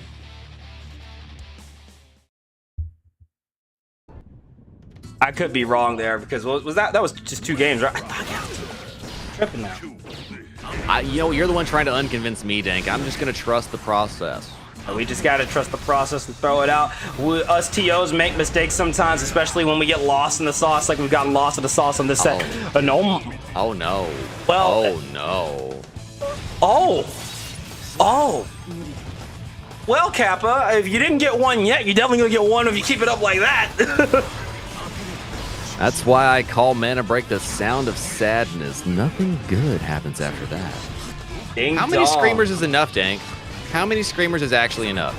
Some say 3, some say 4, some say it's never enough. But you know what is enough? That Mana Shield being out and being in the corner against Nago.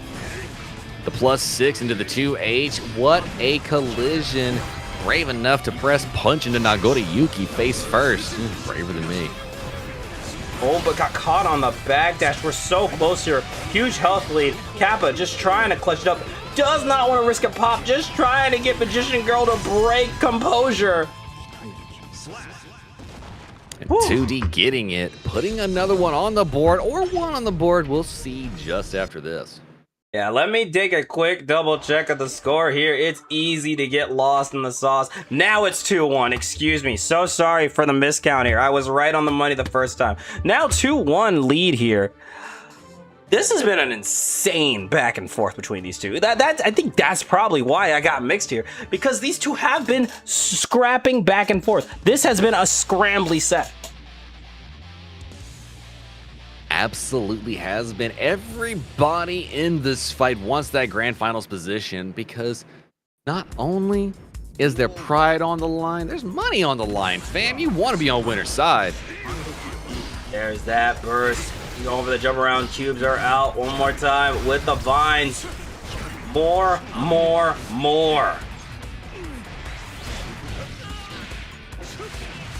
The pickup on the far slashes. Fukio in to begin. Nago mix. The just blocks from Magician Girl. Oh no, the heavy slash colliding in the skies for Kappa. And look at the life deficit already in this fight. This is brutal to see here, but there's that pickup from Magician Girl with the book one more time, sending out the cube as we run forward and caught in the back throw incident. Tragic situation. That is a round for Kappa, looking to bring it to a game 5.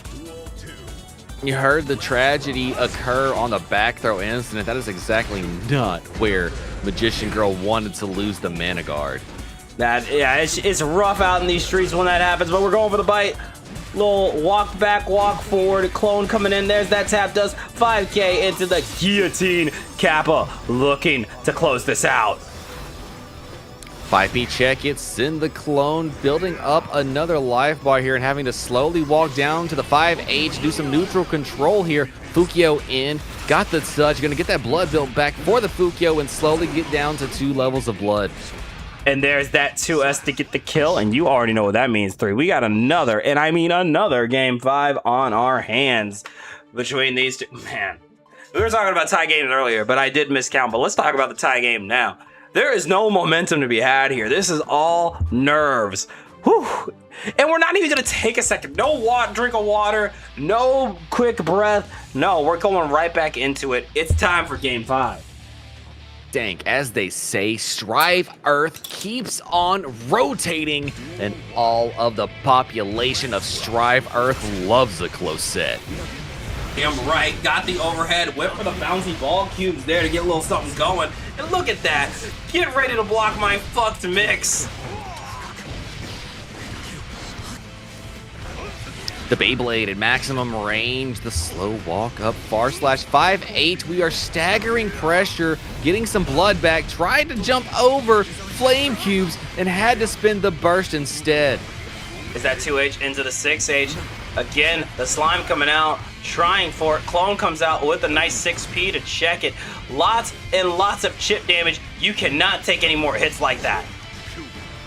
The Fukio in, we are guaranteeing to stay at level 3 blood here. Smart use of it. YRC on the other side, Kappa tried to 5H. Tap dust from Magician Girl, gonna get the card back, but not enough mana to get the confirm. Instead, just gonna go for a regular route to get the round. There we are, another one setting up some cubes to start it off. And there it is, the 6K Electro Cube out. Another one. Do I hear that? Another one. Going in for that overhead, but there's the 6P. Right back at it, tap dust. And man, we are keeping up that rushdown pressure. I don't care if we're out of mana. Let's throw hands. The 2S big collision continuing the action. Mana not gone yet. Hitting the check +6 and all the blood you could ask for. But the confirm on Magician Girl's side gonna put Kappa on the back foot. Oh, but ding dong, your health might be gone here. Kappa to tap does double 5K into the DP. Let the guillotine rock. Final game, final round, bracket number 20. Strive Earth, let me hear it. This is winners finals. Nobody goes home on this fight. That just means we get to see who takes on Jack who's going on to losers finals here and who is going to be heading over to grands. Who has got this? Screamer from the skies tried to super jump their way out. Screamer yet again. Wall stick incident. Hard knockdown coming Magician Girl's way. Magician Girl trying to make it happen once. More chances to be a new BXB champion, and she just might get it. Hollow purple, yeah, screaming out and getting the win. 7 golden letters. Oh my goodness, Asuka sitting in grand finals of bracket number 20. That means we get to go back down to the lower half and find them some competition, Dank. Oh my god, yo. First of all, this bracket's been a little out of order just due to some scheduling, but man, oh man, was that winter finals hype. And now we going right into losers side once again. 3, who do we got up stepping up to the plate? We have none other than Kribby facing off against Jack to see exactly who gets to make some money tonight. Oh, yo, you gotta hit that full government name, Jack the Vanquisher. Kribby.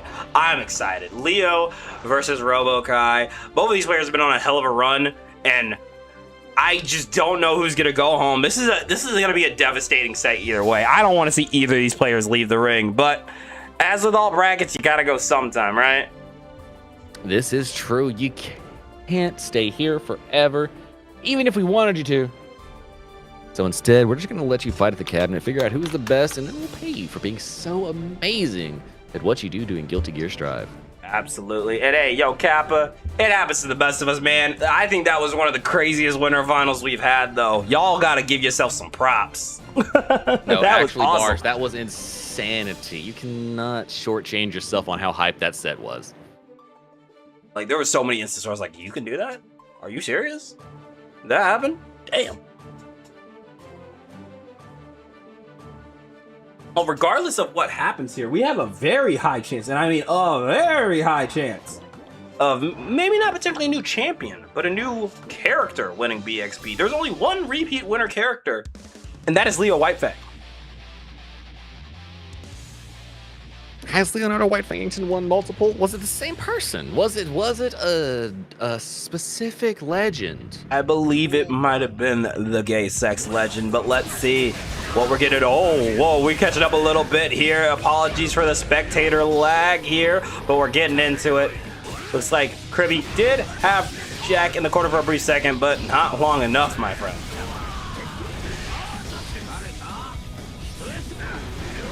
I love the mat management here from Jack.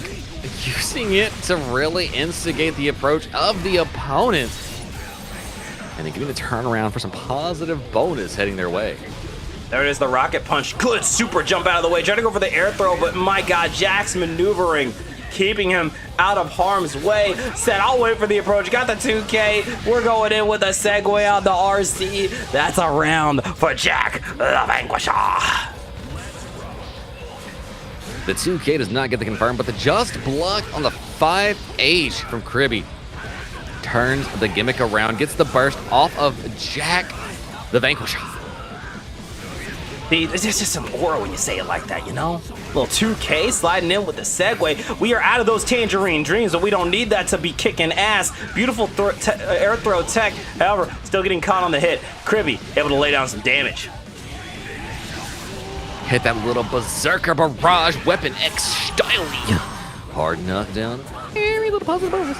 But good set of mix on the approach. Tried to get the guard point, and look at the punish there from Jack the Vanquisher. Knew exactly how long Leo was going to be sitting there, unable to recover.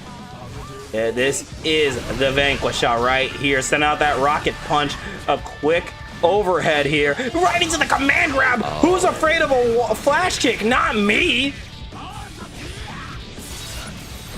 You know, I've seen some disgusting stuff in my tank, but that terrifies me. That was mortifying, you know? Yeah, you can be afraid of the flash kicks, you can be afraid of the people with good neutral. I'm afraid of the person who plays this game with no reversal and is whooping that much ass.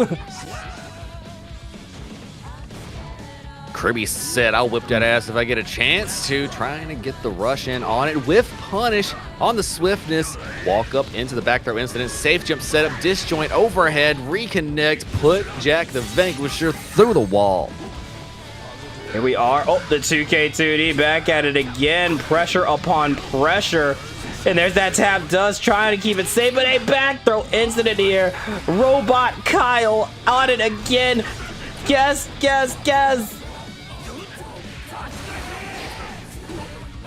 Oh, the 6K quick punish. The RC's gonna give Kribby the game. And I believe that is game one of our set. Just game one, just the first set. You know how these sets go, though. There's going to be a lot of time to adjust, adapt, and overcome. Jack is by no means out of this yet. Absolutely not the case. And looking at this matchup on paper, it feels like Leo might have just the slightest edge in neutral, able to do a few tricky things that RoboKai can't do, and still gets the same type of return that RoboKai is blessed with. That does seem to be the case, but here we are. Throwing it with the lariat, a little 2K2D. Shock state applied one more time with the launcher. Boing. However, there's going to be the burst. We don't want to hold that.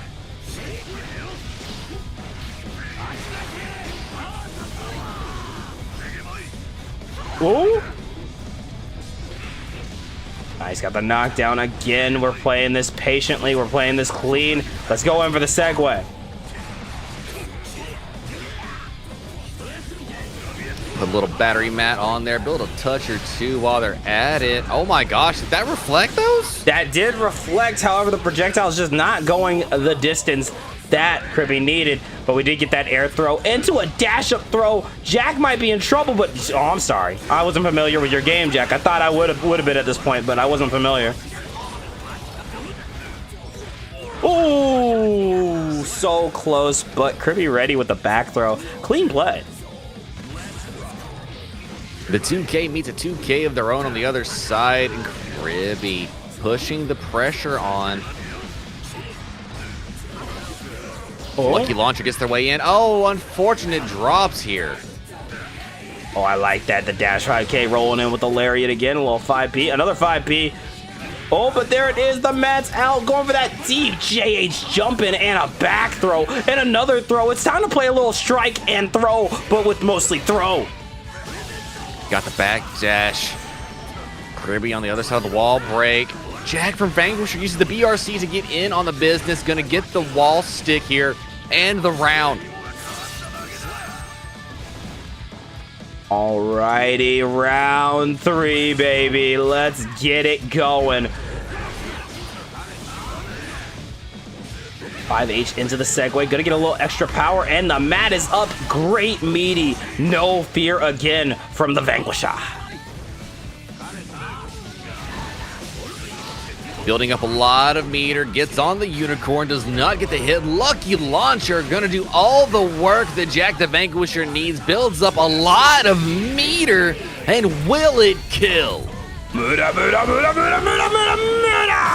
No, not gonna kill. Leo Whitefang is a brick house, to say the least. It's gonna be difficult, but there's that far slash to catch the lariat in, and Jack putting a point on the board, tying it up 1-1. And now, like I was saying earlier, the 1-1 tie for game 3 is always so crucial, because the winner of that game has all the momentum. Absolutely does when it comes to this type of a set, especially in the lower half of the bracket. You put that stress on the opponents, and you can really start to feel yourself and flex some of those options that are meant to crack the mental. Absolutely. Here we go. Kill your friends guilt-free. Back at it again. A little tap dust action. We're hanging back, throwing out those swords. And there's the 5K. Forces the burst here. Jack getting those level 3 tangerine dreams already here, 3. More power, more mats. Lucky Launcher gets just blocked here by Cribby. And we're going to talk about that defense. Multiple just blocks in the sequence to get the return on the other side of it. This is immaculate offense and defense we are witnessing here today. You know, I always can respect some really crazy offense, but man, oh man, do I respect even more so some insanely good defense. That is always going to be more difficult than offense. Ooh, hits the return on the other side. Try to hit some cheeky cross-ups. We got Robo Milia on the screen. Yo, watch out. Shimmy in, shimmy out. Jump back, jump forward. My goodness, this is going to be hard to catch Jack here. Using shades of the Happy Chaos hopscotch jump arounds. Oh my god. Kirby says, Robokai ain't the only one got it. Leo been doing it since vanilla style. Oh lord, can you block that? Yes, you can. You're safe. There we are, defecting the rocket punch. I beat it, and that stanky leg is gonna secure the round here for Jack, the Vanquisher. Oh my word. Y'all know what's going on. Don't even act like I can commentate on what we just saw there. Yeah, y'all know what's good. I like that. Going over the lariat. Back at it again, and there's the back throw. With the JH from the other side. Yeah, I think you might be onto something. Little shades of Milling Rock here with the away. Jack is going for these cross-ups. Oh, I sensed a back throw, but it wasn't there. The button was just a little too early. Tragic. Definitely saw the vision on what Jack was going for. However, just gonna have to hold a few buttons. Oh, what a conversion on the outside with a JH. Tried to get the hit, did not get the cancel confirm. Eisenstern gonna handle business here for Cribby. But the Lucky Launcher into the 2K pickup, that's gonna be a game. I cannot believe we got the trade off of Lucky Launcher with the 2K again. Y'all, if you don't know how Robokai is supposed to be played, this is the guy to watch. Jack is on fire tonight. I mean, look, we see Soul, we see Kai, we see Sin, all these characters pick up off of the 2K. Why wouldn't Robo-Kai find a way? No, why wouldn't he? Why wouldn't he? Yeah, like, Robo-Kai is like 50 times cooler than the organics. Let's be real. If only because he smells like tangerines. Yes, you foolish organics can't smell like fruit without your stupid cologne and perfume.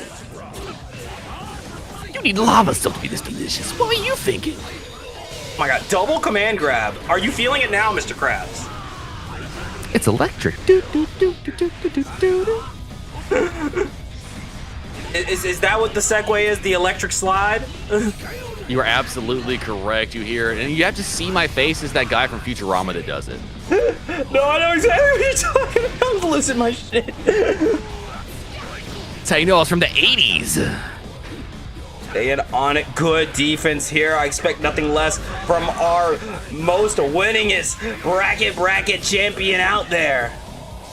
Trying to find the buffer from a back down distance. The tick throw sets the backdash up for Jack, gets the confirm, and then we're gonna spin the meter to get the kill. Beautiful stuff here, Jack at set point. How sick would it be to do RoboKai with BXB? How sick would it be? Oh?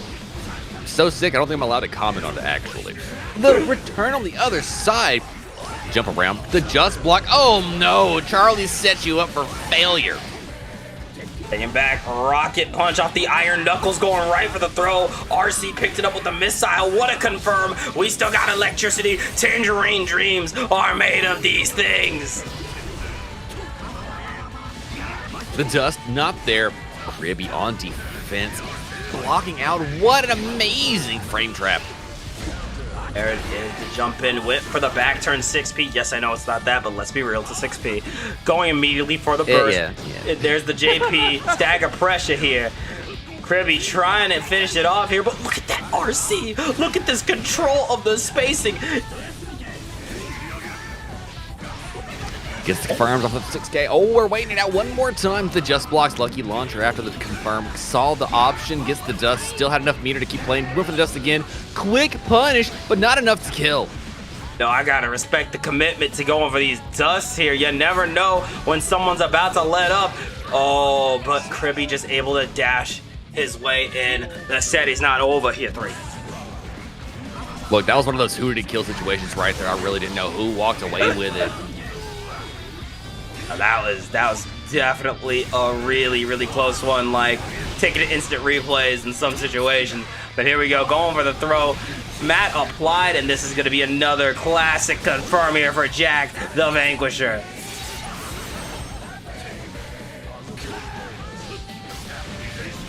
Ice and Storm gets the launch. We go for the BRC overhead. Jack blocks it out, but the close slash opens him up.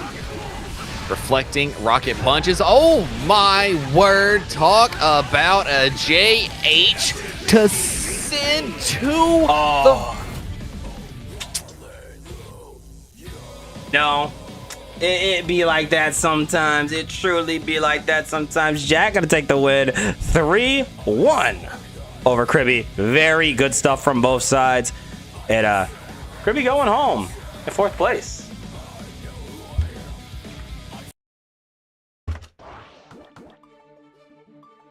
Whew. Well, 3, as your namesake, there's only 3 players left here. We about to get into it. Are you ready? I think it is about that time. We have Sir Kappa and Jack, the Vanquisher, here now, ready to face off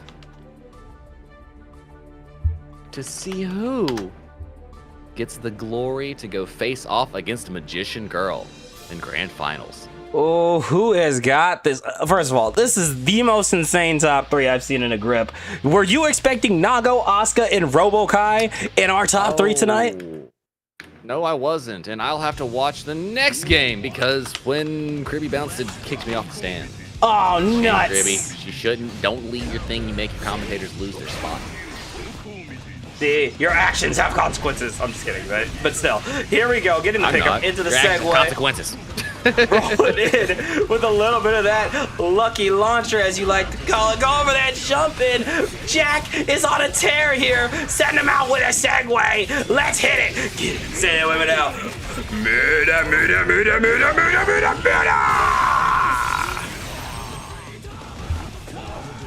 Going in, another one, lucky launcher, right into the JS. Back at it again, jump back. I don't want no bite. Keep your teeth to yourself. Tangerine juice ain't gonna satiate the vampires. That's round 1 and first blood for Jack.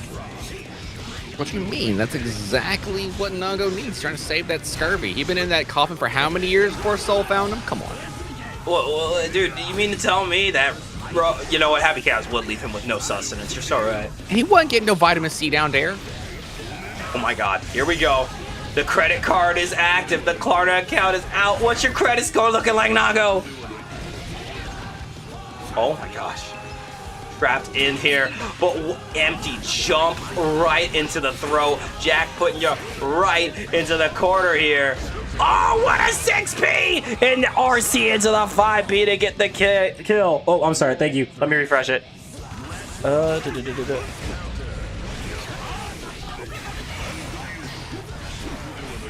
work. Oh, wait. I see what happened. What a play here. Launcher going off. Here we are one more time with the segue. And rolling in again. Nice double jumping with the JP to keep you locked down again. 2K2D launcher out and the hammer time to get game one here for Jack the Vanquisher. Woo! I tell you, Jack three, that was crazy. I mean, continuing their care. I saw the insanity from the life bars I was witnessing at the cabinet. That, like, dude, that was... Whew. I didn't expect all that. Downside melon bread? Get that out of here. Not in Strive, come on now. The 5H, nice jump The Beyblade out. hits the 6P. We're going for the 6K setup as well. And Sir Kappa already cranking that blood gauge, not afraid of taking more damage, and it means bigger normals. Holy crap, we gotta talk about that cross-up jumping. No hesitation here from Jack. Started out again, the unicorn right into the JS, and you already know what time it is, 3. It's time where you gotta hit that.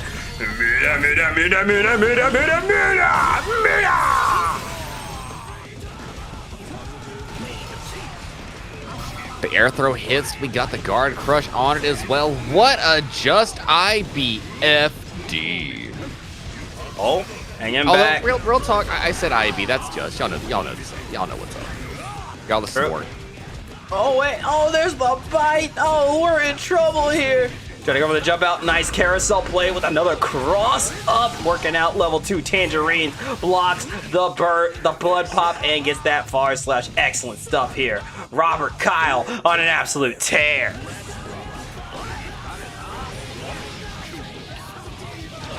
The pick up after the damage. Trying to chase that blood gauge down to the wire. Ooh. Nice over the jump. Oh my god, we about to walk up or farm throw here. I thought that was gonna work too, but Kappa ready to call it out. Are we gonna talk about how close Kappa got there? Like, I was looking at a microscopic hair between the blood gauge and that level 3 pop point. Hair turning gray, knees weak, nervous out of my mind watching that last one. Kappa sitting on a massive life lead here. Jack not worried about it, trying to find their way into it, but a patient Nagoriyuki is the worst kind to have to fight against because they don't mind sitting full screen in blood rage, just chipping your life away. Absolutely. Heavy defensive players are always going to be scarier than heavy offense players. Because what happens if you can't get the hit? Double overhead, the second one hitting the mark. Look at this. Look at all that power we just gained from that confirm. Wall break at the positive. Blocked the 2H, tried to dash in, landed in the middle of a Nagoriyuki far slash. Not really where anybody wants to put their face, let's be honest. Definitely not, but there's that bite. Look out, 2K2D. Jumping out of the way of the DP. And there's the JD pick up into the auto combo. Tie it up 1-1. Sir Kappa absolutely showing how much he's improved in these past few months. Wow. Shut down that escape route, and then the meter management of Sir Kappa is really what I would like to highlight here in the situation, because multiple times there, Kappa got very close to the edge, but still somehow maintained enough presence and block strings on the opponent to keep their blood managed. Yeah, and you know, that's something I really do want to state about Kappa's playstyle that makes him so terrifying. Is actually, he's kind of got some similarities to Jack here, where they're both really waiting out, saying, no, I'm willing to wait. I'm willing to wait it out. I'll manage my meter. We'll wait. I want you to be the one to make the mistake here.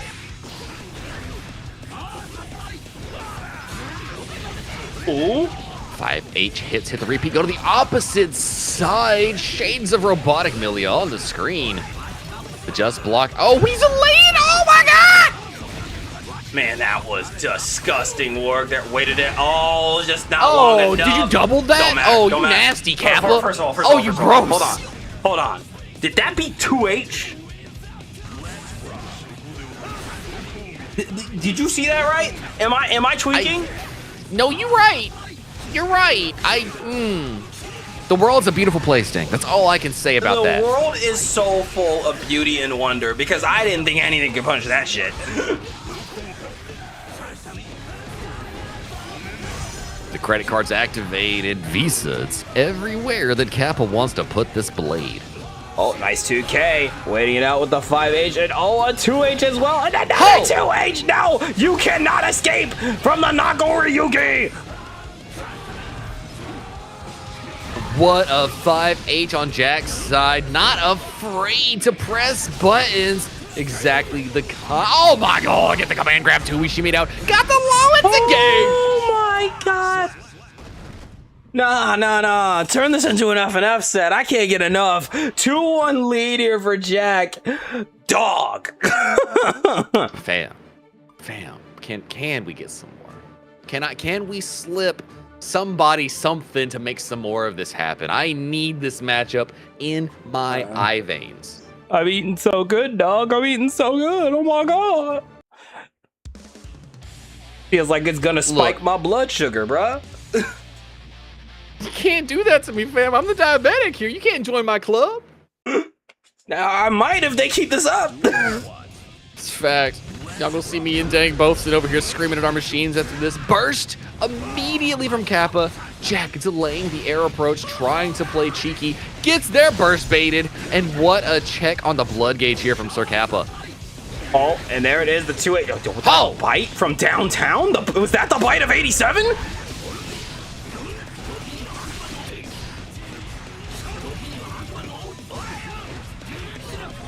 The lucky launcher does not hit the mark. Oh, we go for the 5 pieces. K gets the counter hit on 5H. We reset Charlie. Go for the command throw.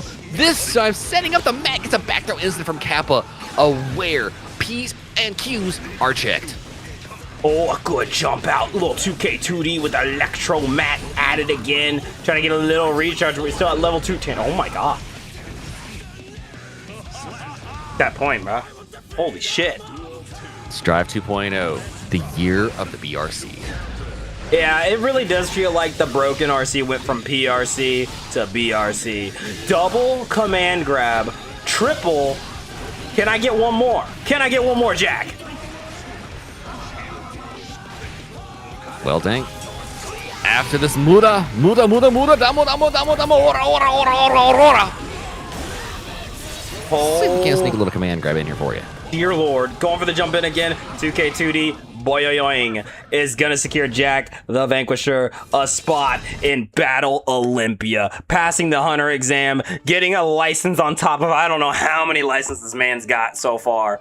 But what an incredible play. Y'all, you already know what time it is. Are you ready for Robokai Oscar Grands? What are we watching here? What is happening? What timeline is this? Strive 2.0, baby. It's all I can say about it. It's all I can think when I see Magician Girl and Jack the Vanquisher here at Bracket 20 Grand Finals. Oh, I'm hyped, Dank. Oh, I'm hyped, so Dank. ready for this shit, dog. This has been an incredible top 8. I'm so excited. Now, as y'all know, in the Battle Olympia, that is Grand Finals, which means winner's side. Magician Girl only needs 3 games to win, while Jack is gonna need 6. Is absolutely the case to be. Starting off on frame 1. We got Jack on the left side, Magician Girl on the right. Magician Girl, like Dank was saying, sitting on the winner's side, so Jack's got to get through 6 of them to get there. But with the kind of buttons and kind of approaches that Robokai has, I feel like the Asuka matchup is going to be a very interesting one and a very patient one to play through. Absolutely. Here we go. Cubes are out with a nasty overhead. Yeah, we're going to go ahead and burst right out of this. And first of all, rare to see Jack in the loser side of the bracket. even more rare to see an Asuka in Grands. Is this going to be the month we see a new BXB Battle Olympia champion? It could be the case. I would not be surprised if today is the day Magician Girl joins the likes of Jack, Red I Am Not, Red Ditto, and so many more. And being a Battle Olympia champion, but if Jack has anything to say about it, nah, they're just gonna come reformat my room for me real quick. Is that JS command grab once again? Trying to go for a second one. You know what, Jack? I know you know ball. We love command grab chains in this house. Oh, fam, I thought that Jack had the burst. Spate was waiting on it. Amazingly jumping out of the cubes, knows exactly how to avoid Asuka's set play to not deal with a lot of the options that Asuka wants to throw at opponents. I'll try to go to 5P. Nice little carousel action here in 2K2D. One more time with the jump in, and that far slash will catch us flinching and catch us slipping. And now that I have watched Jack approach the Asuka matchup, I believe my mind is expanding as well. In your third eye, we got some electricity on. Yo, who knows how much this is gonna do? That mana is gone, baby. Okay. Would all of that electricity kill? Probably. Oh my gosh, the command grab did more than enough. Oh, but there's that run-up throw here from Magician Girl setting up the cube. Got the jumping, slime hitting, and there it is, bouncy ball cube. Oh, you did not go for the charge right there. That was ballsy, but I respect it. And Jack just patiently looking for the final touch here in the fight. Not afraid to just slowly reposition themselves and look for the safe touch. There it is, that far slash working out for our resident BXB multi-time winning champion. 1-0 on the scoreboard. But again, Jack is going to have to reset the bracket and win again to take home the championship. Now, Dank, if Jack does take home the champion, does that put to bed the idea that it was only Happy Chaos? I think that theory's been put to bed and then some with Jack's last few appearances here on Unica and now RoboKai, but maybe that's what people really need to see. Maybe that's the news we need to hear. The official that Jack is taking the bracket is the Battle Olympia champion, therefore it is the year of the RoboKai. Oh, it might be the year for sure if we're running out of mana like that. Waiting for the jump out into the JH, but there's that JKRC.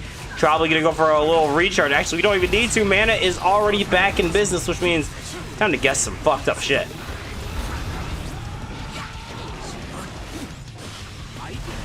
Well, see, Dank, you say guess some messed up stuff, but really, you're just guessing high or low at the end of the day. Jack's got that on point all day. It's nothing to worry about. Totally fine. Barely an inconvenience sliding in there. A nice poke here from Magician Girl. Went for the overhead. Misses the slime, though. But here we go. Cubes are out, and we got a nice little recharge for y'all. Yo, RoboKai's 5P doing work, deleting all 3 green cubes in the perfect spot. Tap dust, though. Jack feeling heroic, spins the burst. Oh, the cubes are out. We go over that 2D into overhead. Watch it out. Meteor strike. Gonna secure a round here for Dark Magician Girl, or Magician Girl, excuse me. The leaping heavy slash, reset the route, wall break here for Jack. And the mana deficit here for Magician Girl gonna be put to bed. No more mana to be had. Now they are in danger. They might be dead. Definitely dead. That mana shield being gone means you got nothing in the tank. That's going to be around here for Jack once again. But starting off with the 5K into the 2D. We are sending out the cubes, and there it is. Staff is active into the run-up throw. And as you see, even with that throw, mana already halfway back. And mana all the way back now on the return, but slowly being spent on the approach here. Oh my gosh, Jack with the shimmy out, shimmy in, opening up Magician Girls.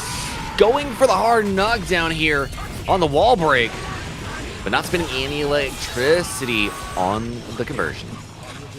That's a Muda right there. A little 2K2D. Picked it up with the launcher. More pressure, more pain, and more positive bonus. 3 tangerines maximizing the damages. Oh my word, a back throw incident. That was absurd. We're hanging back here. Nice little 5P action here. Send out the Iron Knuckles once again. Look at that 2P into the 6K. It's not enough though. Look at this. We whiffed the throw, a double jump to my excitement. We're playing leapfrog up here. I like it. Oh yeah, and there we are with the book breaking the wall. More positive bonus, but there's that BRC, excuse me. Going for the JH into the JD. I like this. We are flying right past the Qs, getting caught by the 6P. Waiting out the burst, does not take the bite, and an amazing jump out for Jack. He's gonna put another one on the board, trying to hand Magician Girl that L that means that everybody in Grand Finals is equal. I'll tell you right now, I cannot hate on a burst bait of that caliber, but yo, that just ain't gonna work on Jack.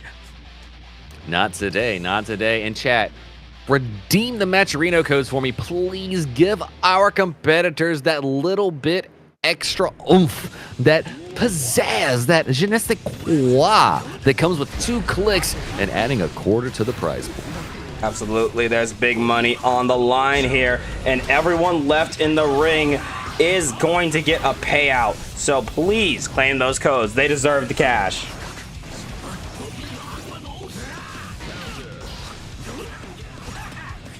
Just patience. Jack willing to fish far slashes, not getting the answer, though. Magician Girl fighting their way off the wall, opening Jack up and sending him towards the other wall. Probably going to try and work their way towards a little positive bonus. There we are, nice recharge. Whatever the tap does here, just trying to keep the pressure sting up until the mana comes back. And we'll just speak of the devil, here it is.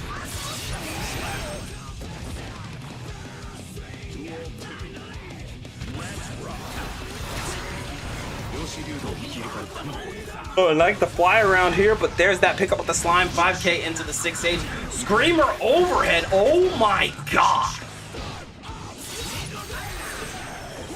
Did you see that shit, 3? The positive bonus for Magician Girl burst away from Jack now, and the dusty business from Magician Girl. Asuka's 2D, one of the best in the game. Look at these confirms. Going for the reset with the mana recharge. And there it is. Open a book on these motherfuckers. Perfect for Magician Girl. Have a look in a book. It's Asuka R. Croy. Yo, when's the LeVar Burton mod? Oh my god, please. Please. I need it yesterday. Give him the visor too. I need it. I need the Jordy visor on him. I'm Somebody gonna hook me up. not. I know you got this. I'm not joking. Duel 1. Let's rock. Oh, you guys Look, if we can play get Gold Lewis's Urkel, we can get LeVar. Asuka, we can do it. But I think it's very possible. We just need more imagination.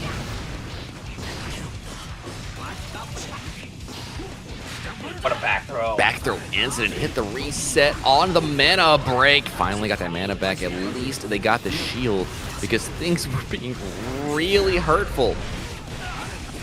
Oh my god, look at that segue coming in. Little 2H one more time with the command grab. Ding dong. That mana shield is gone. Oh my lord. Did you see the H into Rising H? Oh! Bam. Done. That's cracked out. That's cracked out. More cubes dribbling. Did that overhead go from the underhead? Was that what I saw there? It might be. Went for the knockdown. And look at that same side mix there with the jump in one more time. Gets caught by the flaming cubes. This could be a problem. And yes, I did call a low and underhead. Don't start with me. An underfoot We would take be throws better. like that. Let's go. Conversion, though, gets Magician Girl to burst. Cool. Nice jumping with the JS. Here we are once again with the segue run through one more time. Gets the high low. 2K2D. Another one with the high.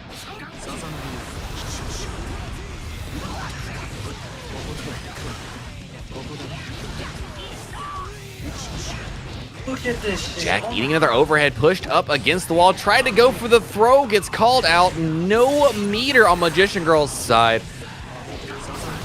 Burst still on Jack's side, not spinning it. What a 6P for Magician Girl to beat the funky neutral movement there from Jack the Vanquisher. Excellent play here. Magician Girl not out of this yet. Definitely does not want to take this to a reset. But you may not have a choice in the matter. Jack building up some more electric power. And there's that 5H. Was about to roll in the segue, but no luck. What an air throw.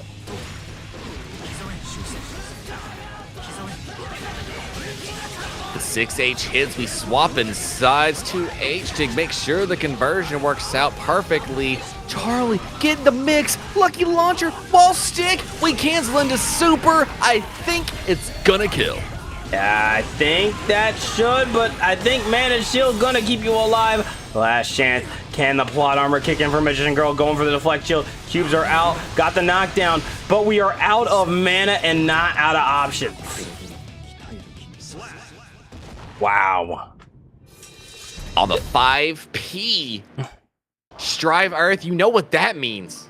Oh, I We've think got we a bracket all know. grand finals reset. Whew. Whew. Dude, are you feeling the tension here? Are you feeling that shit? Oh my god. Tank, of course I can feel it. It's all I can feel right now. It's just electricity, like I've been command grabbed by Robokai. All right, you guys know what that means. We got a reset, which means we are here at the true Battle Olympia. One last first of three. Who is taking home the championship? Is Jack gonna get another enhancement to their apartment in the Battle Olympia? Or is there gonna be a new resident here in Magician Girl? Jack getting the launcher, tried to get the burst off first. Think smartly has done that, jumped out of the overhead, got the punish, and now is putting on anti-Asuka clinics. More time.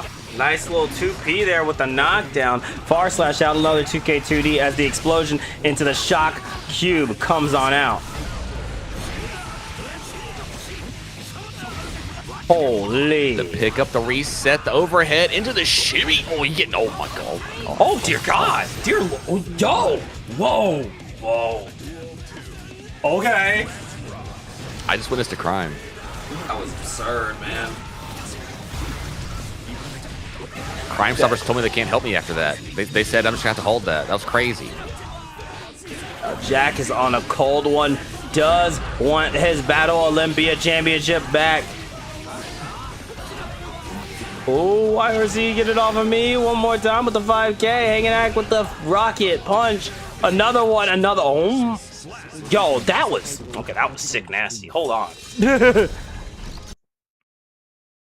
Robokai telling us like organics ain't got on this. All right.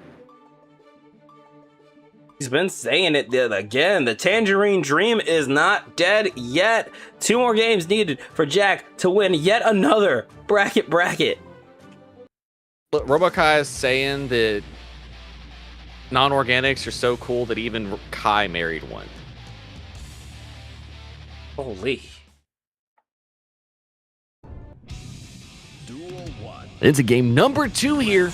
Jack already got the reset, trying to work on getting the win, but Magician Girl turning it around with a back throw incident, stole the life lead. Let's see if they keep that pressure going.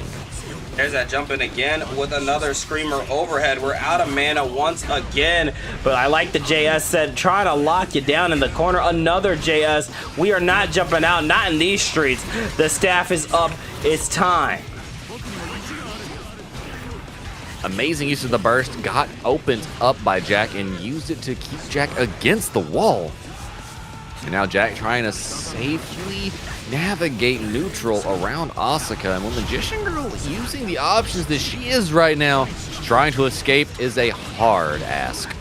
Yeah, very, very rough ask. And mana is back right with the 2H counter hit. And there it is, the overhead. And oh, wow, what a poke. Hold on, Jack might be able to take this back. It isn't over till it's over. There's a pixel, there's a dream, and I will tell you, this girl's gotta have dreams. Oh, The 6P Magician Girl able to close that out. That was a nail biter round right there. The jump in. What a 6P from Magician Girl. Opening up the book and putting a fist on Robokai. There it is, a little close slash 2K2D into the Boyoyoing using that guard crush. One more time, but the lucky launcher gonna get denied the second time. What a throw. This pressure, the overhead gets Jack to burst, trying to get away from the staff. A maximum range 5H and to confirm we get the throw shimmy out as well, and burst is not going to be applied. Don't even need to use it. Save it for the last round. Use it for gold. Use it for a last second clutch up. But using it there just was not worth it. Wow, what a throw. The BRC into the overhead. Jack blocking out the insanity. Q pressure, the overhead sneaks through. Great conversion there from Jack. Gets the burst off of Magician Girl and now trying to block their way off of the wall yet again. And there it is, the 5H into the segue once again. Gets the throw tech, rocket punch out. Trying to go for it again. Look at these jump outs. Look at these weights. Try to go for the 2D, but here it is. Hollow purple to catch the landing and make you wait a second. But wow, look at that Iron Knuckle working out with the level 3. We've got more launchers. We've got wall stick incident. We're gonna get some positive bonus. Now bump that. We're gonna go get a hard knockdown instead. Are we looking for the kill? Nah, we good. Hold that electricity. Get that knockdown running for the mix. I fuck with that play here. Going for the jump in again. JS into the 2H. However, drops to confirm, but we are trying everything in our power to get that reset. We want that last pixel, but here comes Magician Girl with a setup. Here are the cubes. Ooh, the deflect shield. Jack pressing into it. What a jump. H gets another game. We are one game away from Jack winning grand finals and bracket number 20 on a grand finals reset. Oh man, I don't know about you, but I feel like the games are starting to wear on me. I ain't even playing and I feel exhausted. I can only imagine how these two feel. Well, Robokai's not feeling anything technically. We let that slide. He's right. Well, no, he can recharge. Actually, Jack is fine. Exactly. This ain't nothing. Look, you can't feel pain when your skin's made of organics. Where's the skin for the pain receptor? True that. But here we are. Cubes are out. Trying for it. Got the knockdown, but not much else as we recharge. And oh, hold on. Iron Knuckles working out for you again. Oh, the back throw incident here. Magician Girl not out of it yet. Keeping Jack, Charlie, and Robokai on the wall. There it is. Look at that. Went for the recharge, but hey, here we are. Card reshuffle into hollow purple. You know what super I haven't seen in a while, speaking of? When's the last time you saw someone up Oscar go for pot of greed?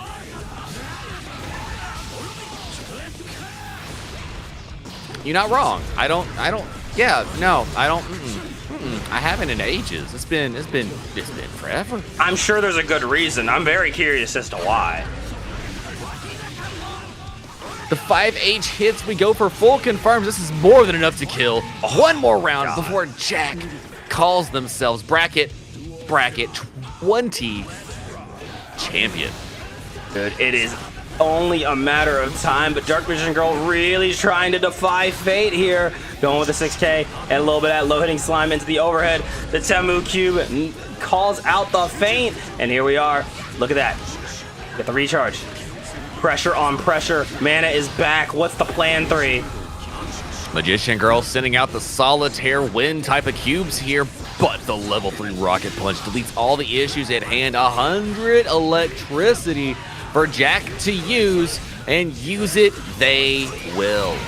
It's time. Here you go. Hit that. Muda.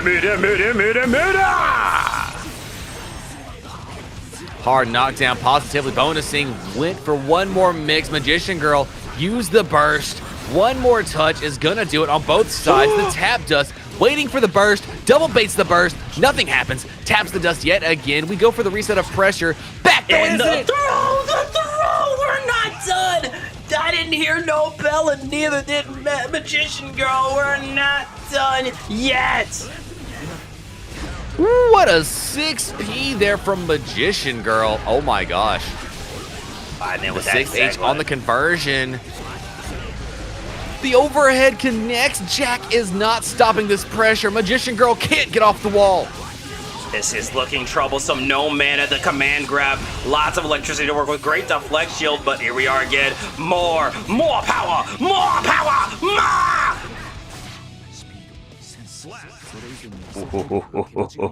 And just like that, Jack, the Vanquisher, your bracket 20 champion. Another win for the most winningest Guilty Gear player in the online scene. Wow, good stuff. Another bracket for the books. Congrats, Jack. Amazing stuff, Jack. Amazing stuff. Jack from Vanquisher taking another championship here at the Dank Gang. And I just want to go ahead and shout out the rest of our top 8. Going home in 2nd place, none other than Magician Girl. Going home in 3rd place, Sir Kappa. In 4th place, we had Kribby going home. Tied for 5th, we had Vortex and Red I Am Not. Going home in 7th place was Mookie and Kaneda. And also shout out to all of our other competitors that came out to play in our tournament today and show your support for Guilty Gear Strive and the fighting game community. Absolutely.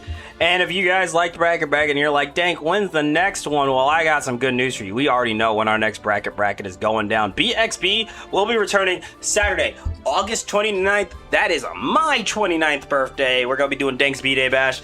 There'll be a big prize pool, so make sure you guys come sign up and come hang with us because BXB is so magical and so goddamn cool. And just because new games are coming out doesn't mean the Battle Olympia is stopping anytime soon. Absolutely does not. And not only that, y'all should hop into that Discord. Over there, we are going to be getting into all kind of hype things into the future. Not only Guilty Gear Strive and all things coming in 2.0, but some other amazing fighting games that are already out and have been coming out in the near future. And y'all should come hang out with us and check out all the things that we're bringing to the fighting game community. Absolutely. But with all that being said, thank you guys so much for coming into another bracket. Claim those codes. Go click that link pinned in the chat. Go claim it real quick because you know Jack and Magician Girl and Kappa deserve all the cash for that insane performance. So make sure you go claim those codes. 3, it's always a pleasure to come with you. And make sure you follow both me and 3 on Twitch. We do stream quite a bit. I'll be taking a hiatus, but I think 3 is still going to be around. So make sure you go check him out. But until next time, I've been Dankman with LT3 telling you how to take it easy. Have a good night. Be good to one another. And as always, press buttons, wash your legs, play May and Dizzy, and Potemkin. We're going to raid it off over to Jack. Thank you again so much. Make sure you guys congratulate him. And we will see you guys next time. Bye-bye. All right, we are clear. I'm going to drop the raid off, and then I'm going to go lie down.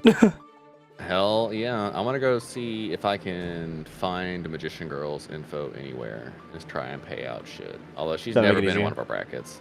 Yeah, I mean, I think we got Jack for sure, but Kappa, Yeah, That's Kappa part of the game goals, and Thanks for Red Dank. Jack Thanks for roasting.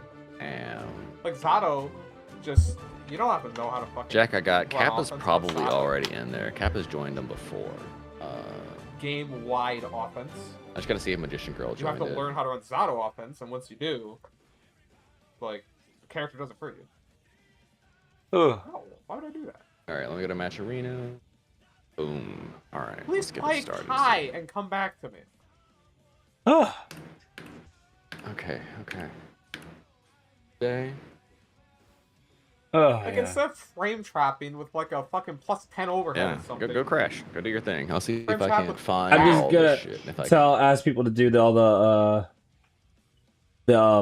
Yeah, because you want strong offense. Every character you pick, the winners, you just get the top 8 info. some ignorant bullshit on offense. Like Nago. Oh, kills him and you Red Eye, I'm not instantly, going at it. Hold on. Basically, and it's strong and kills you instantly. Oh, I was Jack like, and I Red? rated. Yeah, they're arguing. Yeah, I was like, oh, Offense. I rated. Like, you like Oh, the shit. characters What are with they Yeah, they're arguing going about? Oh no.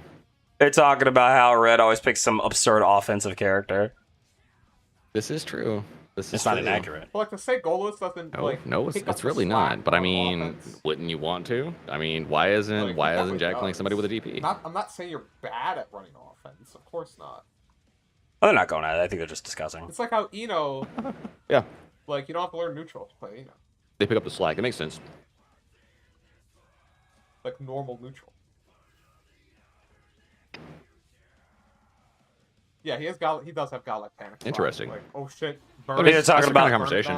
No, this is actually really interesting now I'm listening to it. I thought they were arguing. No, they're not. No, That was fun. Oh, that one was a little was good. tiring, but like, I'm glad we still did it. oh, yeah, it felt fine. Felt good. Yeah. Let me see about if they've joined it yet or not.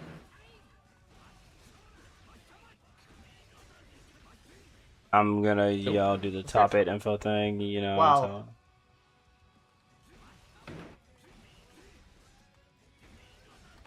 Anyway, this is who I am. Also, Robokai win is fucking awesome. It really is. Let's be honest about that one. Oh, 2H, sure.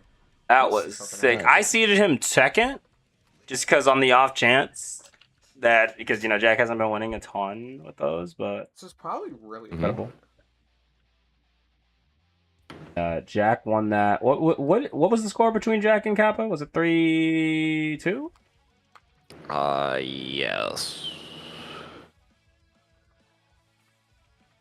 Well, Jack won that 3-0, right? Both times. Yes. He was on a tear, bro. Was determined. I mean, yeah, neutral isn't that bad for you, but it's also not that bad for me. I didn't even let me put in reset. And, Whatever, like, it's not fun. If It's you get fine. your DP Who baited, cares? I kill you. Yeah, who really cares? Red. Where was Jack? Jack was in the last month, so I can steal his information there. Yeah. Oh my god, my computer is kind of tweaking. It's kind of annoying me. Uh-oh. It might just be like low key. I think it might just be because I've been running it for quite some time.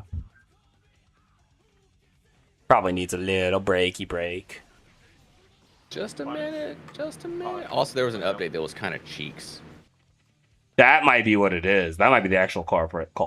Because I'm just spitballing on that one, that last one.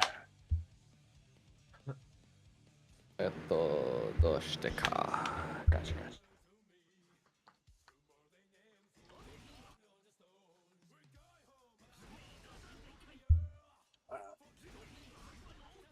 Yeah, I know. I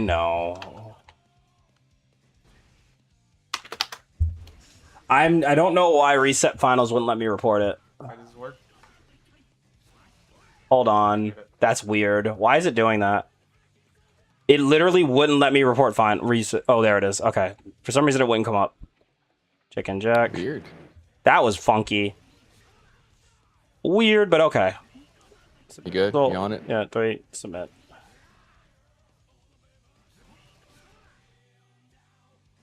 All right.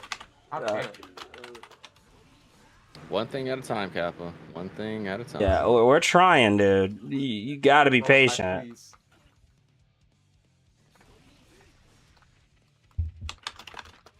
It's reported. It just takes a second.